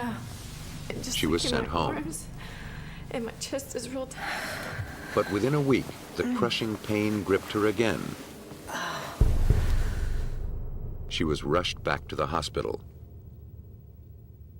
Besides the intense pain in her limbs and joints, her hair began to fall out, and she was becoming unable to move. Tests still showed nothing wrong with her. Doctors thought some virus had nestled in her nervous system. She told her neurologist that she felt like she was walking on hot coals. The description brought to mind something he'd only read about. He decided to try one more test for thallium poisoning. Thallium is a natural element found in trace amounts in soil and water. Its purified form is strictly regulated. Up until 1972, when it was banned in the United States, it was used in rat and ant poisons. Tests showed that Peggy Carr's system had 20,000 times the amount of thallium one might expect to find. The poison was eating away her nervous system. There was no cure. At first, Peggy's poisoning was considered accidental. The girls from church. Tests on her family revealed that everyone in the Carr household had traces of it. Oh, we can't decide. The Polk County Sheriff's Department and the Health Department combed the Carr's house to find the source of the contaminant. Detective Ernie Mincy led the investigation. Our sole purpose was to identify that poison and have it removed from the environment to prevent further injury to any of the persons. Over the next month, investigators collected food, water, and soil samples in the Carr's home and neighborhood. Everything was sent to the lab to be tested. After an impatient wait, every test came back negative. Investigators were desperate to find the source of the poison. Meanwhile, Peggy could no longer breathe on her own and lapsed into a coma. The search for the poison continued. How many others would be sickened before it was found? Among the items collected from the Carr's house were returnable bottles of Coca-Cola. One of them was broken. All had residue on the bottom. Like everything else, they were sent off for analysis. The bottles joined the ranks of dozens of items collected from the Carr's house. Each had been subjected to the same test. Each had been eliminated. Investigators hoped to have better luck with the bottles. To test for thallium, the residue was dissolved in nitric acid. A sample was placed in a graphite tube and vaporized. Then, a lamp with a thallium filament was shined into the tube. The test relies on the principle that every compound emits a specific wavelength of light. An instrument called a spectrophotometer measured the amount of light absorbed by the sample. It showed that the bottles contained more than 11 times the level of the toxin one might expect to find. Finally, the source of the poison had been found. But how did thallium get into the soft drink? Were others out there waiting to be consumed? Mincy feared a manufacturing catastrophe or malicious tampering. With the assistance of the FBI and the Coca-Cola Company, the lot numbers were traced back to the store, the warehouse, and the bottling plant. The search came up clean. No other bottles had been tainted, and there'd been no other reports of poisoning. The tainted bottles were specific to the Carr's home. But who would have done it? A poisoner must have intimate contact with his victim's surroundings in order to plant the toxin. That's why most poisonings are done within families. That's up for grabs. And that's why suspicion fell on Pye Carr. Pye was Peggy's second husband. They'd been married only a few months when Peggy grew ill, but it seemed their honeymoon was long over. Mincy learned that just prior to the poisoning, the Carrs had an argument that resulted in Peggy spending the night in a hotel. The weekend her symptoms first appeared, Pye was conveniently out of town on a hunting trip. When he returned, he'd resisted taking his wife to the hospital. Everything seemed to point to Pye Carr. But convictions aren't made on such circumstantial evidence. Mincy's criminal investigation had just begun. More evidence needed to be gathered. More leads followed. It's in here somewhere, fellas. Carr's every move was scrutinized. Almost as an afterthought, he presented a convenient clue in his own defense. He showed detectives a threatening note he claimed he received 2 weeks before the poisoning. The Carrs didn't pay much attention to it at the time, but Pye kept it just in case. This note indicated that whoever who had written it wanted the entire family to move out of the state of Florida or else they would die. The note, along with the fact that Pye Carr had consumed some of the tainted soft drink, weakened the accusations against him. But he wasn't home free yet. He could have written the note himself and taken the poison intentionally to deflect the pall of guilt. Mincy kept his eye on Pye Carr while he sought other suspects. Who would want to kill the family?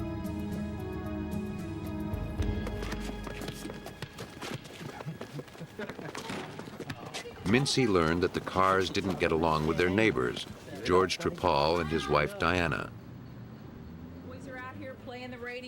Several weeks before the poisoning, Peggy and Diana almost came to blows over the Carrs' loud music. It hardly seemed like grounds for attempted murder. To find out more about the icy relationship between the neighbors, Mincy paid a visit to George Trepal. Trepal's reaction to the subject of the Carrs was unexpectedly harsh. He went into a tirade about the problems with these red-necked children and family that lived next door to him. Their kids make all kinds of noise, play the radio real loud. Then Mincy asked him why he thought anyone might want to harm the family. He quoted the threatening letter the Carrs had received weeks before verbatim. He said exactly what was in the note. Nobody else knew of its existence, nobody else except law enforcement. At that moment, George Trepal became the prime suspect. But Mincy had no more to go on with Trepal than he had with Pye Carr. So he began looking into Trepal's surprising past. Trepal was an eccentric man who enjoyed creating games and crafting scenarios. He also belonged to Mensa, an elite society of people whose IQs are among the top 2% in the world. He and his wife were trained chemists. What's more, the quirky genius had done time for masterminding one of the largest amphetamine manufacturing operations in the Southeast. Thallium is sometimes used to make amphetamines. According to John Trestrail, Trepal had the means and the mind to orchestrate a poisoning. They can plan a script of a death. She'll be here and she'll be eating this, and then she'll do this, and I'll do this, and it's all laid out. So I think this takes a great deal of intelligence to plan this out. This is not a brute force weapon. This is mind, not muscle. But what would his motive be? In his prison records, Mincy found a letter Trepal wrote complaining to officials about his fellow inmates' radios. As hard as it was to believe, loud music seemed to be an overwhelming sore point for him. On March 3rd, 1989, Peggy Carr died after lingering in a coma for 3 months. Mincy now had to prove that Trepal was a murderer. With nothing but the flimsiest circumstantial evidence, Mincy couldn't get a search warrant for Trepal's house. The only way to crack this case was to outsmart the certified genius. After several months of background checks on George Trepal, Detective Mincy was confident he poisoned Peggy Carr. All he needed was proof. But Trepal was too clever to leave clues out in the open.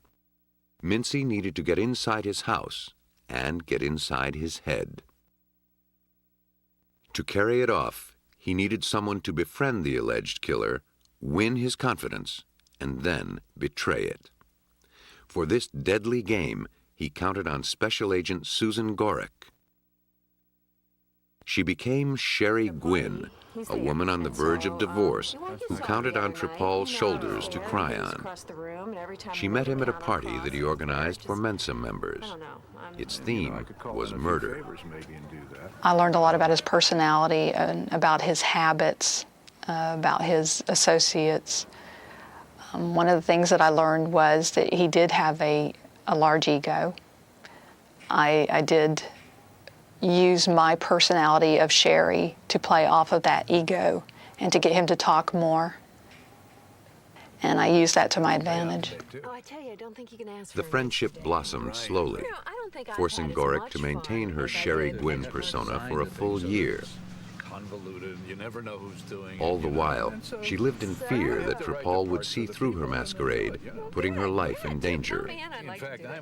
Slowly, she gathered what evidence she could to build her case, hoping he'd tip his hand.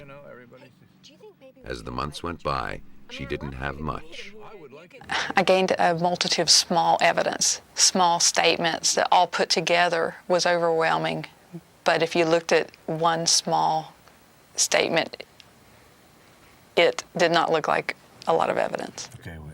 Like playing an excruciating game of hangman, Gorick slowly drew her picture of Tripal as the murderer. But even after a year, she was still waiting to add that final stroke essential to win the game. Finally, in December 1989, Gorick got the break she needed. Tripal and his wife moved out of town and allowed Sherry Gwynn to rent their house. As a tenant, she could search the entire property without a warrant. She'd gotten all she could out of Tripal. Perhaps now his house would give up his secrets. She called in the Polk County Crime Scene Unit. They combed the premises, collecting whatever they could find. Believing Tripal would be too smart to have kept any thallium around his house, they looked for its telltale residue. I truly believed that if we were going to find thallium, that it would probably be either in the air conditioning filter or possibly down one of the drains. And we spent a lot of time with the crime scene people swabbing the drains, trying to get any residue that he may have poured out. While some investigators were in the house looking for trace evidence, others collected vials of chemicals from the garage. Everything was labeled and sent to the FBI for analysis. Months went by before the results came back. I assumed because it took so long with the lab report that they didn't find anything. But Gorick was wrong. When the reports came back, they showed that one of the vials, picked up from the workbench in Tripal's garage, contained thallium powder. For Gorick and Mincy, 15 months of deception paid off. The evidence to convict George Tripal of poisoning the cars was in hand. At Tripal's trial, it was clear that he was a killer without a conscience. Like the murder weekend party he organized, death was just a game to him. George Tripal had absolutely no remorse for his actions. He justified it with his superior intelligence and the fact that people with lesser intelligence did not deserve to live on this planet. Unlike most poisoners, Tripal's motive was neither love nor money. He wanted to kill his neighbors simply because he found them annoying.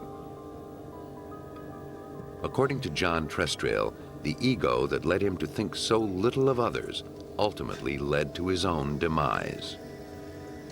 The container containing the evidence was left in his home. Why would he do that?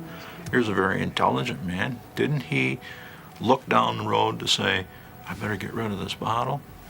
No, his ego said, they'll never get this far. They'll never figure out how this happened. A jury found George Tripal guilty of 14 felony counts, including first-degree murder in the death of Peggy Carr. He was sentenced to death. As we go about our daily lives, Most of us seldom think about the toxic world we live in.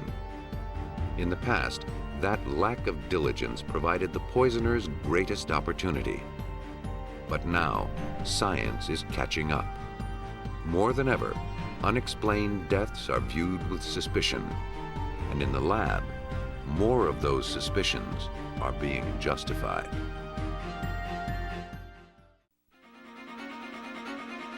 Police find a family murdered in their home. The victims are covered with strange marks. To catch the killer, forensics experts must find out what caused the wounds. A request for roadside assistance is a pretext for murder.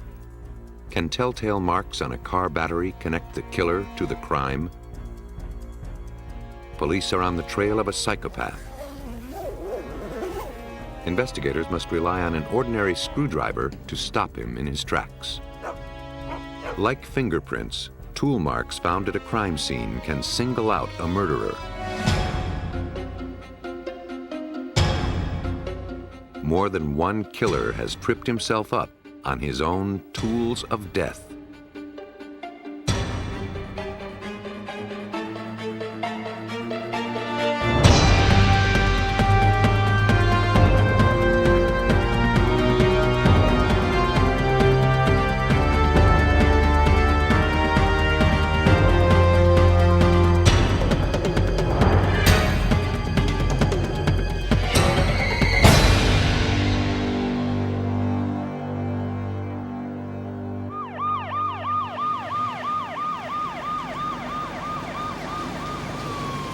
In January 1992, police responded to a call made by the neighbors of Juan and Olga Hernandez.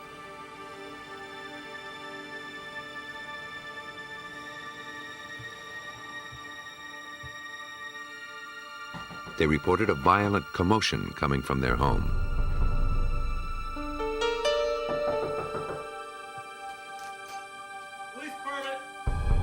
Upon entering, Chicago officers found the body of Juan Hernandez lying face down in the living room. He was apparently beaten and killed.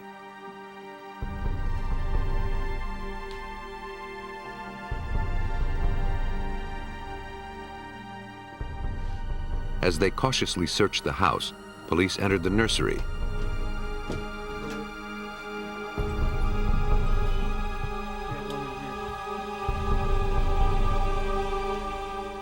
Discovered Olga Hernandez was also dead. Nearby lay the body of her 10-month-old daughter.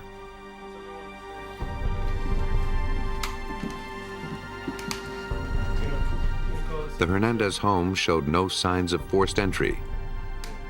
The killer or killers left no clues to their identity.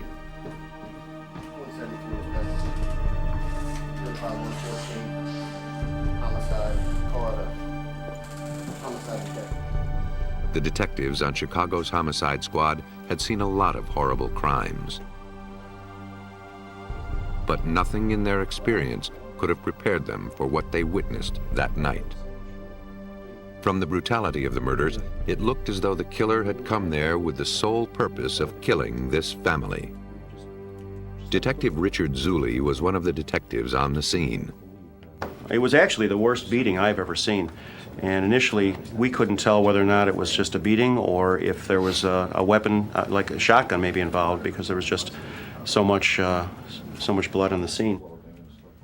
The medical examiner determined that the victims had been beaten to death with a weapon that left hundreds of U and J-shaped bruises. Neither the medical examiner nor the officers at the scene could identify what could have caused the peculiar marks. Zuley's partner, Detective John Murray, knew they had no chance of finding the weapon until they knew what it was. Time is of the essence, because if we can identify what it was, and we were thinking of a meat tenderizer, a tire jack, all kinds of things. Yeah. Now it would be important to get back to the scene or the area of the murder to try to recover it. Detectives knew that identifying what caused the marks was the first step to finding the killer. 171 dispatch, start right Rescue Code Gray. Whoever he was, he had thoroughly covered his tracks, leaving behind only the telltale wounds.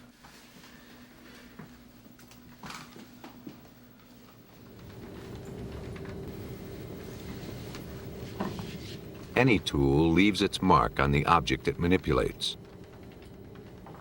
In police work, that principle is usually applied to firearms.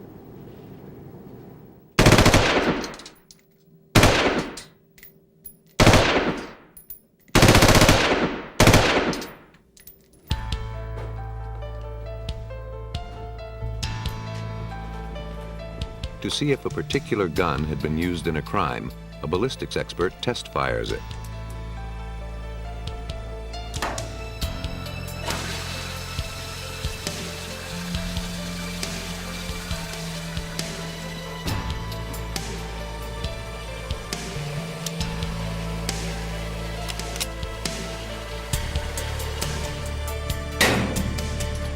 The signature markings on the test-fired bullet are then compared with markings on the bullet retrieved from the crime scene.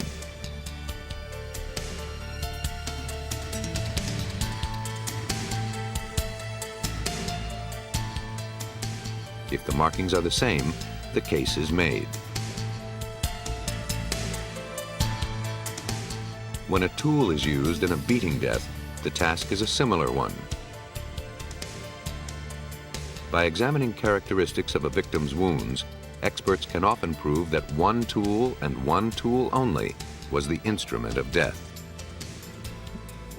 Hoping to identify the wounds on the bodies of Juan and Olga Hernandez, the medical examiner sent photos of the markings to the Chicago Police Crime Lab. Forensic investigator Bill Sherlock, an expert in firearms and tool mark identification, compared the marks against various tools. The baby that was murdered in this case. The wounds were consistent in size and shape, bruises left by a heavy object. But in the curved area at the bottom of each wound, the skin had been broken. We weren't sure what type of tool it was. I was not aware of any tool that would make this kind of marks, any store-bought tool, any of the tools that are used by the various trades. So it was kind of a challenge to try and find out what made these particular markings. After nearly a week of testing one kind of tool after another, Sherlock could not find an absolute match. The most likely weapon was the butt of an automatic pistol, but Sherlock wasn't completely satisfied with that conclusion. If used like a hammer, the butt of a pistol could have caused the bruises on the victim's skin, but not the lacerations. The marks looked somewhat consistent with the marks from a butt of a gun. We couldn't explain why we had the tearing of the skin and why we had the shapes that we had. A chance event provided Detective Zulli with a possible explanation. Off duty, he realized he held a likely answer in the palm of his hand. At home one day, I was cleaning my gun. And as I'd slid the magazine out of the gun, I was cleaning it and looking at it, and I thought, gee, that's kind of similar in shape to the wounds. With its magazine removed, the butt of a semi-automatic pistol would have thinner, sharper edges, more capable of leaving the marks seen on the murder victims. Without the magazine and its bullets, the gun would be lighter and less effective as a bludgeon. It would have taken longer to inflict fatal wounds. Sherlock tested his theory on a slab of modeling clay.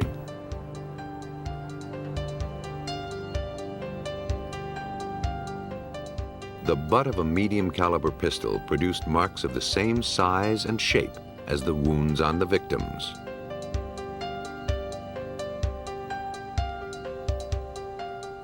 So now we kind of knew that we were looking for that a gun was used to do this, but we still didn't know what gun or where or anything else. That came later.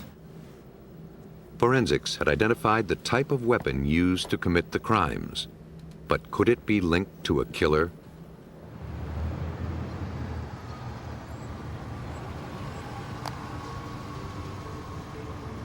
Tapping their sources, officers on the narcotics squad got a tip from a prostitute who'd heard something on the street. She told police that a woman named Patricia Johnson seemed to know about the killings.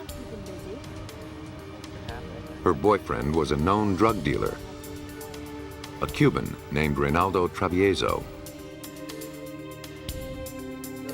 Police brought him in for questioning. He refused to talk. Meanwhile, detectives checked the victims' phone records. On the night they were murdered, Juan and Olga Hernandez had ordered a pizza. Questioned by the police, the delivery man said that on the night of the killings, he recalled going to the address of Juan and Olga Hernandez.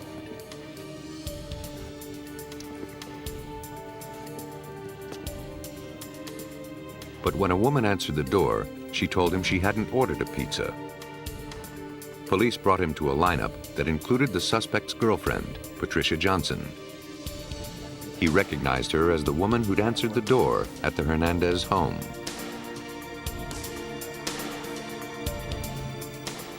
When Johnson was told she'd been picked out of the lineup, she admitted being at the house that night. She told police Travieso was the killer. Her willingness to talk was a stark contrast to her boyfriend. He was stoic and friendly and very polite, but a guy that could sit upright in a chair for hours and talk to you freely. Murray questioned Travieso again.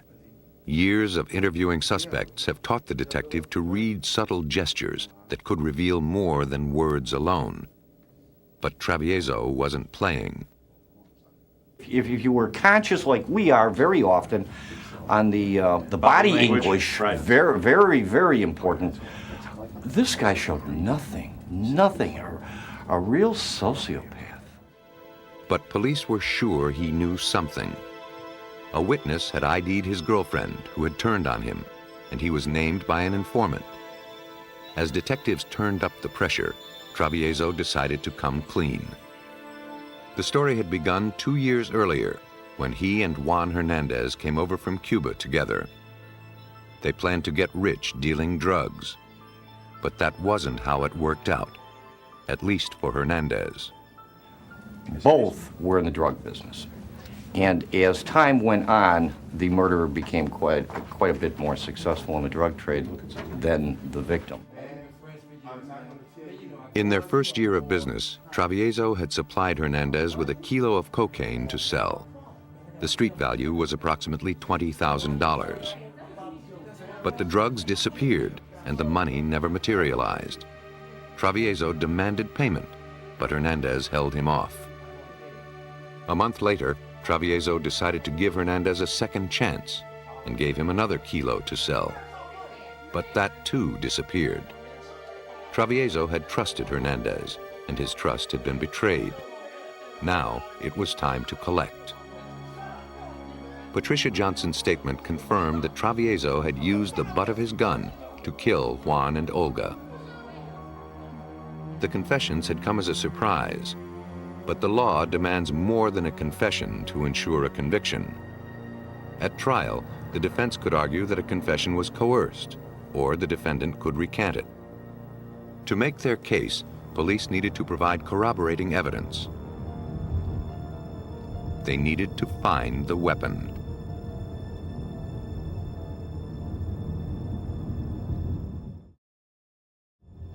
Johnson had told police she'd wrapped the gun in a plastic sack.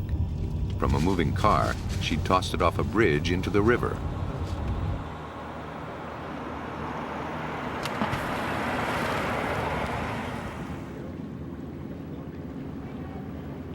To aid divers in their search for the weapon, Zuli and Murray crisscrossed the bridge, tossing out stones of similar size and weight as a medium caliber pistol.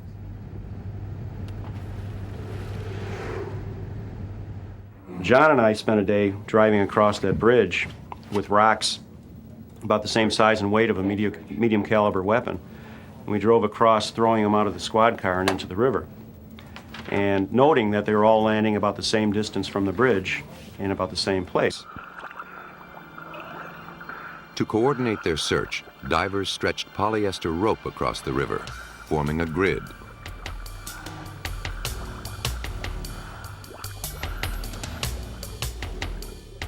It took them less than half an hour to find the sack containing the gun, near the spot where Zuli and Murray had tossed their stones.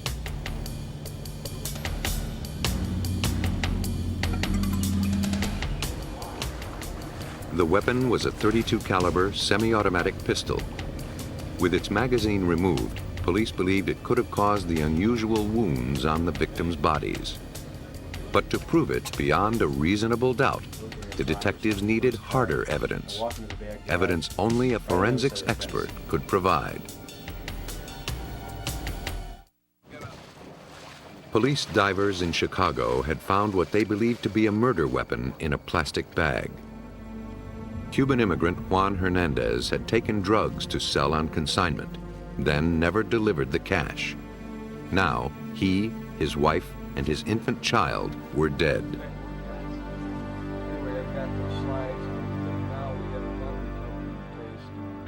Bill Sherlock of the Chicago Police Crime Lab attempted to establish the gun as the murder weapon. Not as a firearm, but as a tool used to bludgeon the victims to death. Sherlock had already determined that the unusual wounds on the victims' bodies were most likely caused by the butt of a semi-automatic pistol with its magazine removed. As we're looking at the marks on the victims' heads, it's consistent with the tearing being with the front portion of the magazine well, the thinner metal, the side wall, and also the magazine release back here, the serration from the magazine release. At first glance, Sherlock believed the pistol found by divers could have caused the wounds. To make a positive identification, he obtained a copy of the autopsy photographs, being sure they were exactly to scale. He then obtained a 1-to-1 transparency of the butt of the gun with its magazine removed.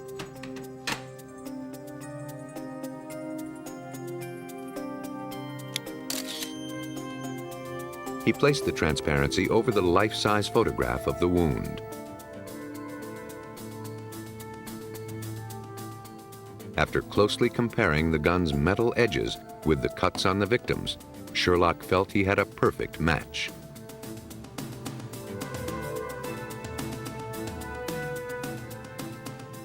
His testimony could now remove any doubts about the statements of the two defendants. He'd forged an irrefutable link between them and the tool of death. What it was invaluable for was in bringing this case into court and having a solid piece of expert testimony to present in court to the jurors and say, this is this because this is the results of my tests. It's a lot more powerful than Detective Zuli or Detective Murray standing there going, geez, it looks the same, I think it's the same. They were able to show conclusively that it was the same. Reynaldo Travieso's pistol became a bludgeon by accident. He'd come to the home of Juan Hernandez, hoping one last time to get the money he was owed. But Hernandez didn't have enough. Travieso put the pistol to his head and pulled the trigger, but the magazine jammed. Enraged, he resorted to beating his victim. In the process, the gun magazine fell out.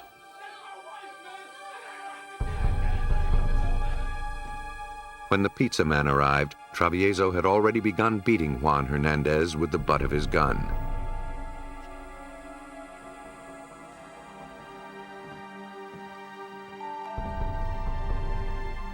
But the unpaid debt hadn't been satisfied. After Juan was killed, Olga Hernandez would also die, along with the baby she did everything to protect. And clearly, in examining the scene, it was apparent to us that Mrs. Hernandez was doing what she could to try to protect her child during the course of this attack.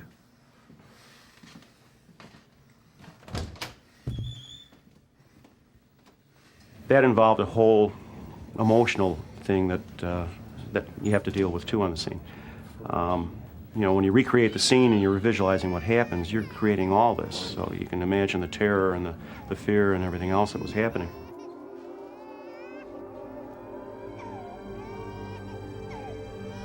Hopefully we'll never see them on the street again. No. Tool mark evidence had made a critical difference in putting Reynaldo Travieso and Patricia Johnson behind bars. Both were sent to prison for life.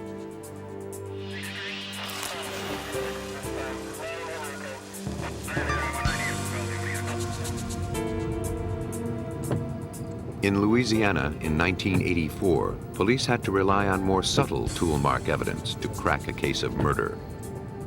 Responding to the report of a shooting in the small town of Zachary, 15 miles from Baton Rouge, police found a car with its hood raised, parked at the side of the road.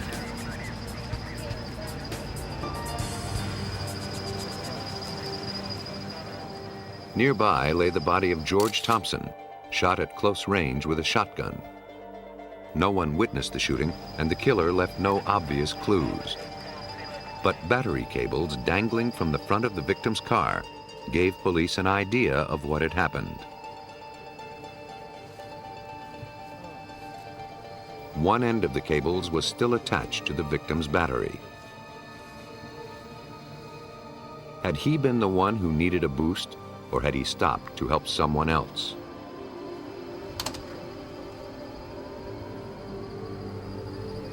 The victim's car started without any problem. Apparently, he had pulled off the road to assist another driver. If police could find the second car, they might also locate the killer.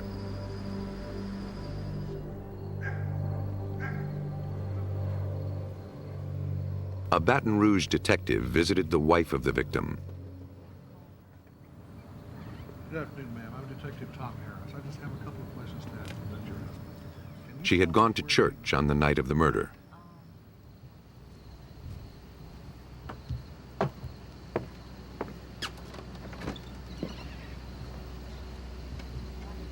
When she returned home around 10 p.m., her husband told her he had to help someone start his car. He left without saying exactly where he was going. According to Lois Thompson, her husband rarely went out that late. Whoever it was he was going to help must have been a close friend. Lois Thompson never saw her husband again. It seemed to police that the call for assistance was a trap. They suspected the killer may have lured the victim to the crime scene with a plea for help.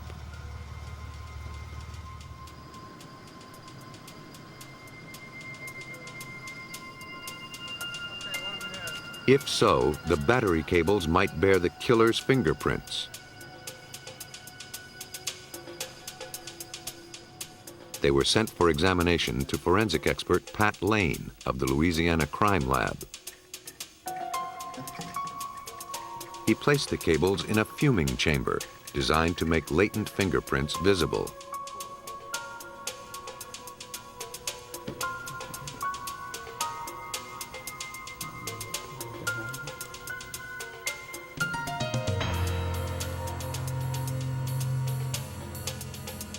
But the test results were negative. Well, we didn't come up with any fingerprints on any of the clamps or the cable. So essentially, the fingerprint examination was a washout, and I thought that I was going to be through with this evidence at that time. The case stalled until a few days later, when detectives got a phone call that brought them a lead. The caller told police to check out a parking lot at an apartment complex in Baton Rouge. Police found a yellow Buick that matched the description of the second car observed by a passerby prior to the murder. It belonged to Brenda Perkins. The tip was placed by her neighbor, a relative of the victim. Faced with suspicion of involvement in a murder, Perkins was more than willing to talk to police. Detective Bernie Taylor of the Zachary Police was at the scene. One of the questions that, naturally came up is, well, have you been having trouble with his car? Perhaps, battery trouble. The car had a brand new battery. Perkins told police she'd had no trouble starting it. So at this point here, we kind of fits in with our thought that, hey, this was a set-up deal. There was no car trouble to begin with. He just was lured out there under that pretense. Perkins explained that her uncle, Earl Thomas, had borrowed the car on the night of the murder. Thomas was the brother-in-law of the murder victim. But Brenda Perkins had even more damaging evidence.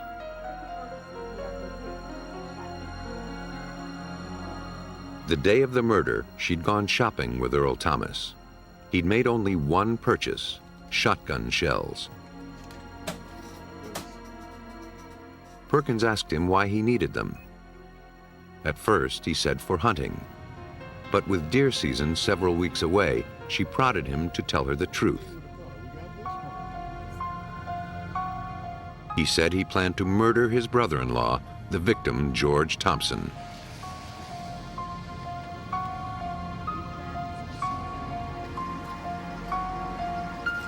A receipt found in the trunk of Perkins' car totaled $2.97 plus tax.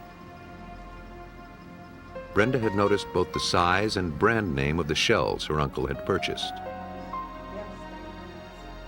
To check out her story, the detectives went to the same store and purchased a similar box of shells.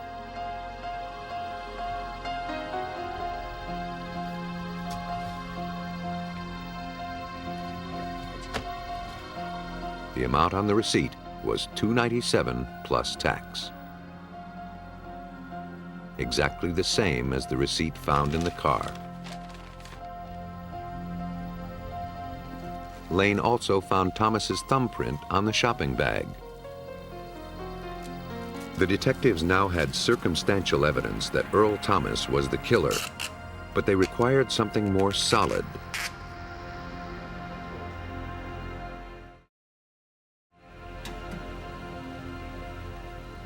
They looked for what they needed under the hood of the victim's car. Through forensics, they hoped to turn a scratched piece of soft lead into hard evidence.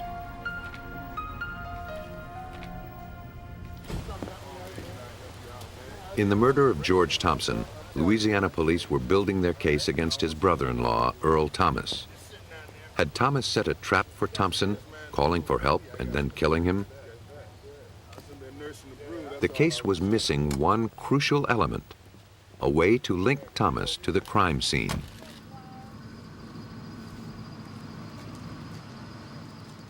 Booster cables were still attached to the victim's car battery. If the victim had time to attach the cables to the killer's car, the clamps may have left marks on the battery. The battery of the car driven by the suspect, Earl Thomas, had fresh tool marks, apparently made by a booster cable. Police asked forensic examiner Pat Lane to see if the marks were made by the cables found at the crime scene. It was the only way to place the suspect's car at the scene. Just like people, every tool leaves behind a unique fingerprint that can be used to identify it. The suspect's battery not only had bite marks left by the teeth of a booster cable, it also had a scratch, apparently caused when the cable was hastily removed. Lane suspected that a single tooth on one of the jaws of the cable may have caused the scratch. To test his theory, he took the cable found at the crime scene and made test marks on a flat piece of lead. A comparison microscope enables him to examine two sets of marks at the same time. On one side were the marks on the suspect's battery clamp. On the other, the marks made by the victim's battery cables.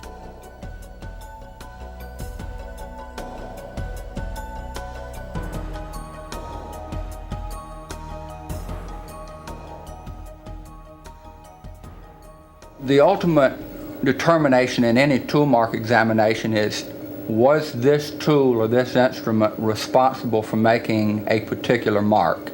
And in this particular examination, my determination was the mark that we see on this clamp here in the monitor and this reference mark that I know to have been made by the jumper cables have the same source.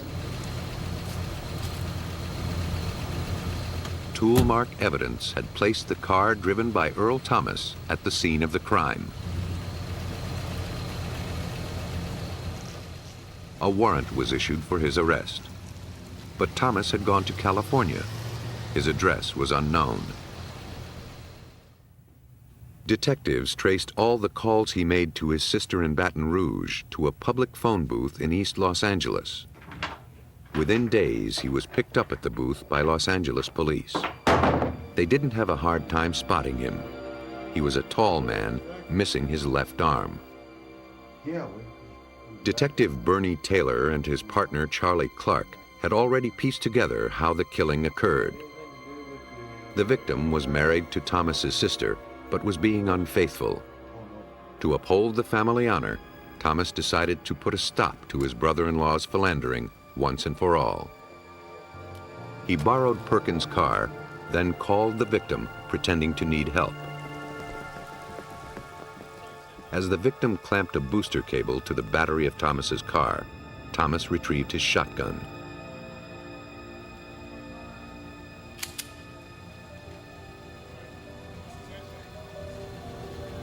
I told you to leave her alone. It was a nice theory, but Thomas denied any involvement in the crime. Detective Clark was concerned a jury might think a one-armed man incapable of firing a shotgun. You ever do any hunting? Oh yeah, I love to hunt. Yeah. Oh, What kind of hunting you do? Deer? Squirrels? Just generally hunting. Yeah. It's just fun. Well, what kind of gun do you hunt with? What shotgun? But Thomas's gift for gab tripped him up.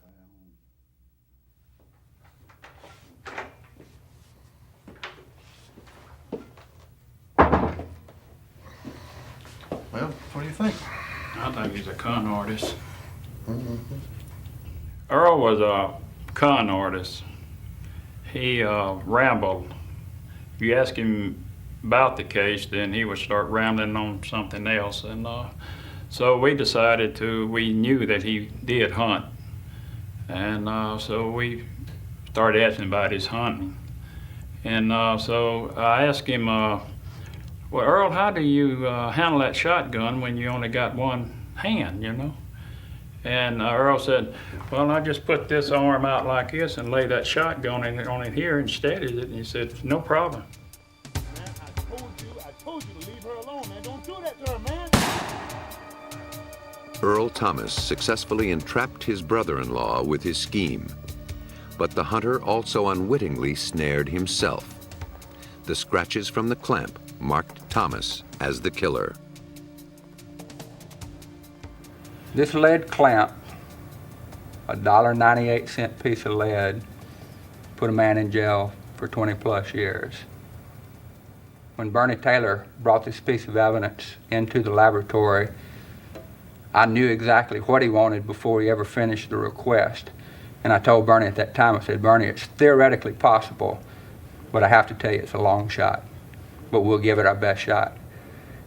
And ultimately, this piece of evidence was linked to not just one pair of jumper cables, not just one clamp, but to one tooth on one clamp of that pair of jumper cables.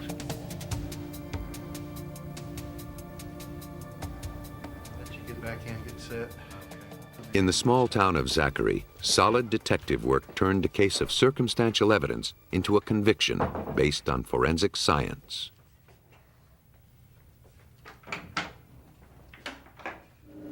And so the challenge to us is to find and to establish the link from the crime scene to that individual. And when that takes place, there's usually not cameras and lights, there's not a lot of glamour, there's a tremendous amount of satisfaction and going home at night and knowing that the work that I've done has made this town a little bit safer place to live in. Thompson's death was the result of a personal vendetta. But in Florida in 1990, murder became a terrifyingly random event, and police were paralyzed by lack of clues.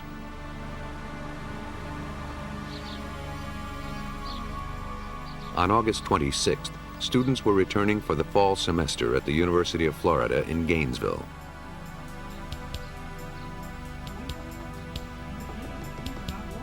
On that Sunday afternoon, Ricky and George Powell went to the campus to see their daughter Christina's new apartment. But when they arrived, neither their daughter nor her roommate answered the door or telephone.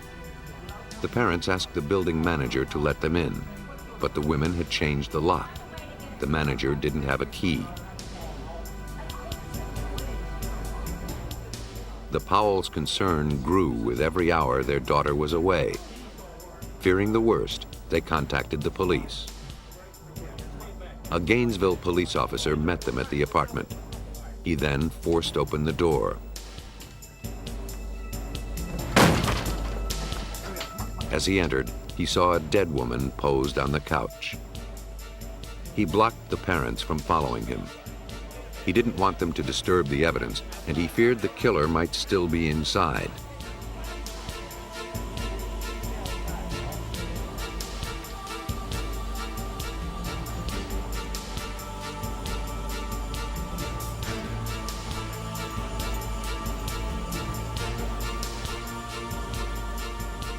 But the officer found not the killer, but a second murder victim.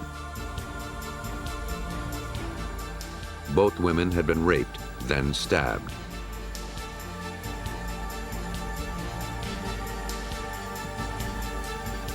The brutality of the crime and the way the bodies had been staged made police fear that they were dealing with more than a random killer. Whoever murdered these women was cunning and methodical. Police feared it would only be a matter of time before he struck again.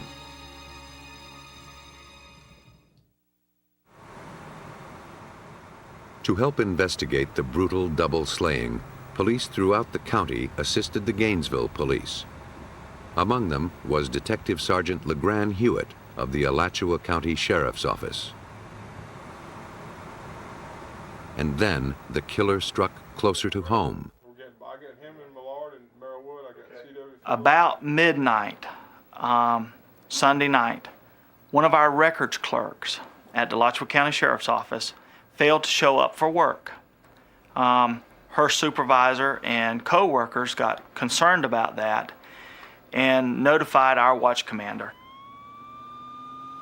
A deputy was sent to Krista Hoyt's apartment. No one came to the front door, but he saw a gap in her Venetian blinds. The deputy got on his knees and put his flashlight up into the room that was there, and it happened to be Krista Hoyt's bedroom, and she was sitting on the side of the bed in a staged position, decapitated. Adding to the horror, 2 days later, 2 more victims were found, raped and stabbed in a similar fashion.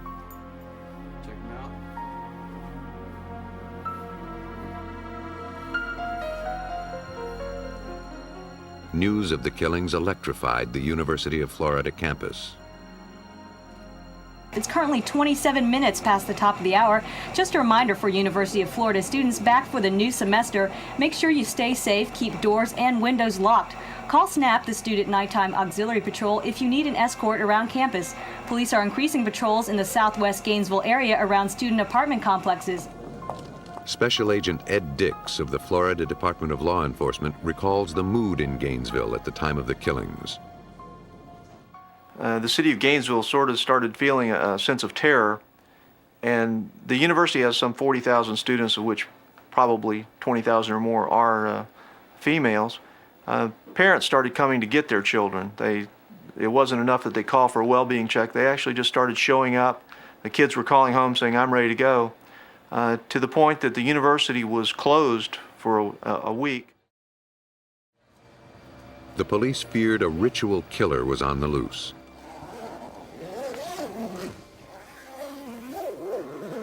A serial madman who'd claimed 5 victims in 3 days.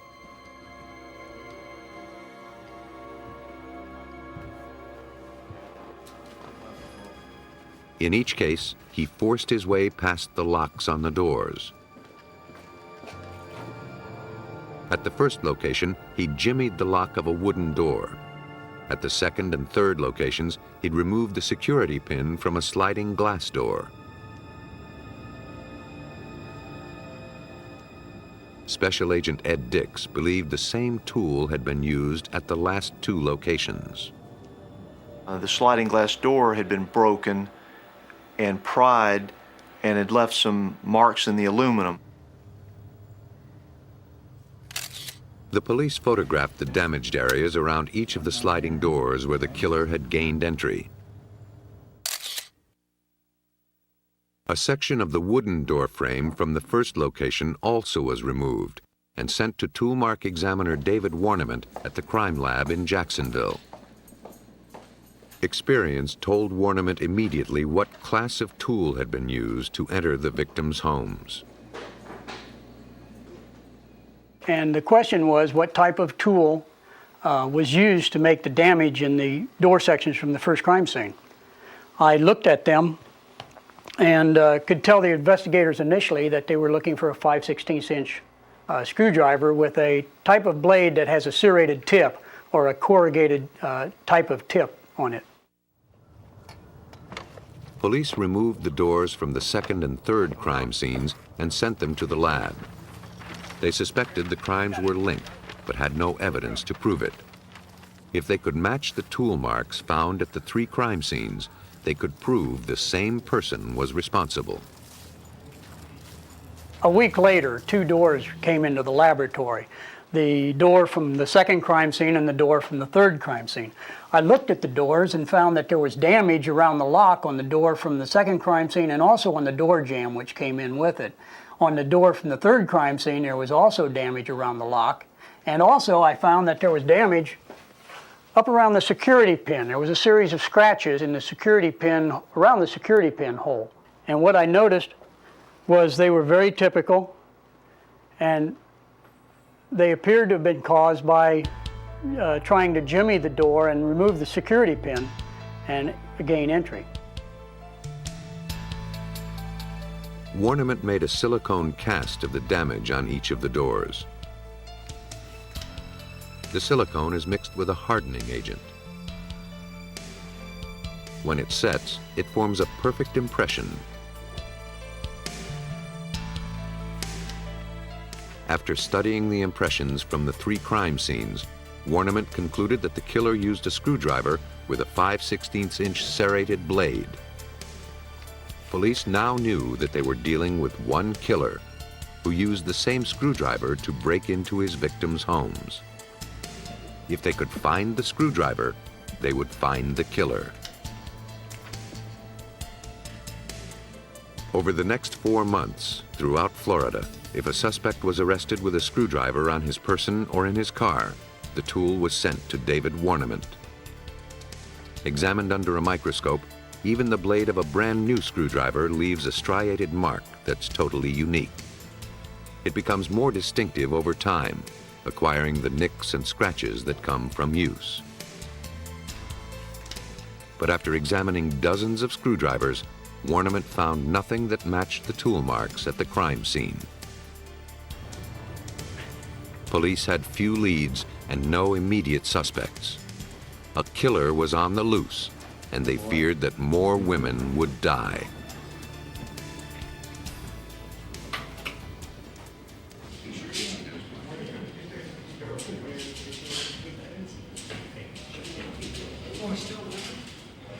In November of 1990, 4 months after the first murder in Gainesville, police got a break from a routine computer check. A man picked up in Ocala for robbery was wanted in Shreveport, Louisiana for shooting his father. The computer had already identified Shreveport as the scene of a crime very similar to the murders in Gainesville. It might be a coincidence. But Special Agent Ed Dix decided to look for a connection between the suspect in Ocala and the Gainesville murders. Meanwhile, Sergeant Detective LeGrand Hewitt was following a different lead.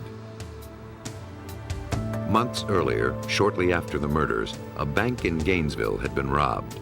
It was not far from the second murder scene. Shortly after the robbery, police officers saw two men enter the woods nearby. The suspects eluded police, who called for backup. A tracking dog was dispatched to pick up the scent.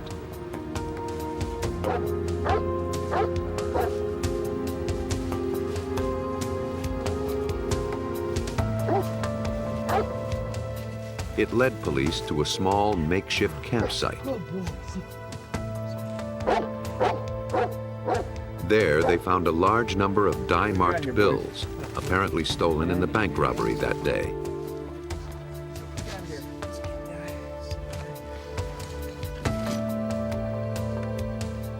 In a duffel bag, police found a semi-automatic weapon like the one used by the robber, some duct tape, and a cassette player.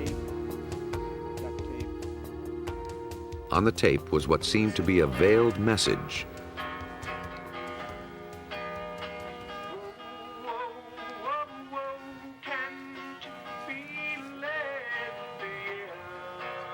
The man on the tape identified himself as Danny Rolling. He sang a total of 11 songs he'd written himself, mostly to the tune of The House of the Rising Sun. The tape ended with what was possibly the chilling prelude to murder. This is not the road I wanted, but I will walk it like a man. I got something I gotta do. The tape proved that Rolling had been in Gainesville at the same time the killings occurred. Looks like some blood on the gloves. At the campsite, police had also found a screwdriver. But at the time, there had been no reason to suspect Rolling's involvement in murder. His apparent MO was bank robbery, a crime far removed from brutal sex crimes. At first, the screwdriver wasn't examined. The investigators had said it was essentially a screwdriver from a campsite that was occupied by a bank robber. And at that time, no one attached any significance to the campsite. But there was evidently something in the back of my mind that just said, told me not to eliminate the tool. Warniment decided to take a closer look at the screwdriver. I placed the tests on the from the screwdriver from the campsite on the microscope, and also my silicone casts of the marks from the door from the third crime scene. And within about 5 or 10 minutes, I all of a sudden saw a tremendous correspondence of individual characteristics, and thought to myself, I've just identified this screwdriver as making the damage on the door from the third crime scene. He performed a similar test on the sliding door from the second crime scene.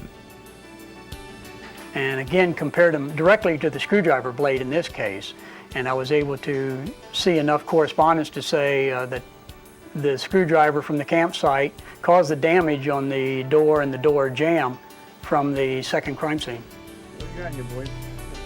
The tool marks proved that the screwdriver found at Danny Rolling's campsite was the same tool used to break into the victim's apartments. Faced with the mounting evidence against him, Rolling decided to reveal the criminal life he'd led.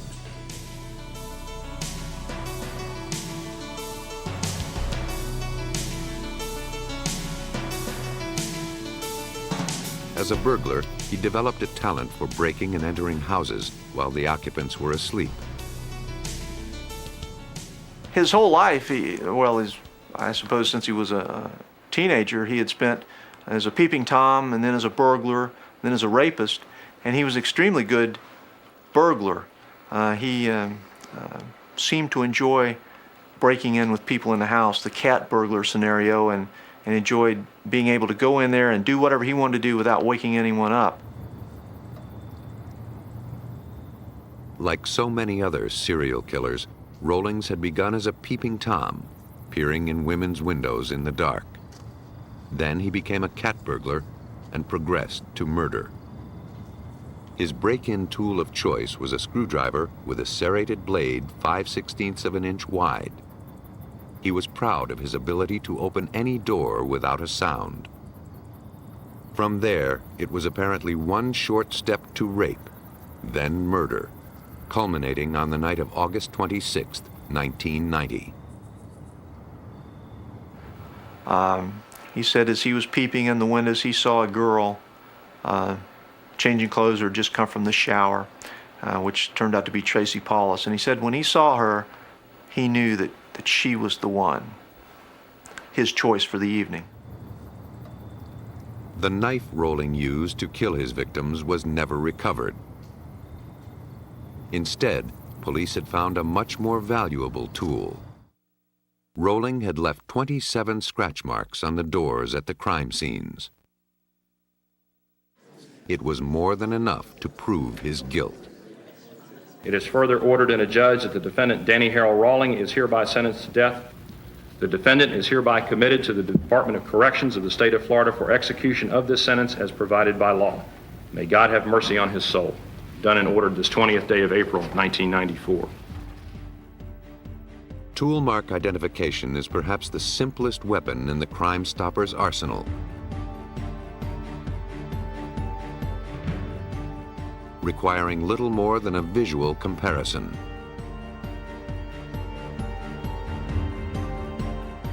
But for juries, it's compelling evidence. If a tool can be traced to a suspect, only a few faint scratches may be enough to solve the crime.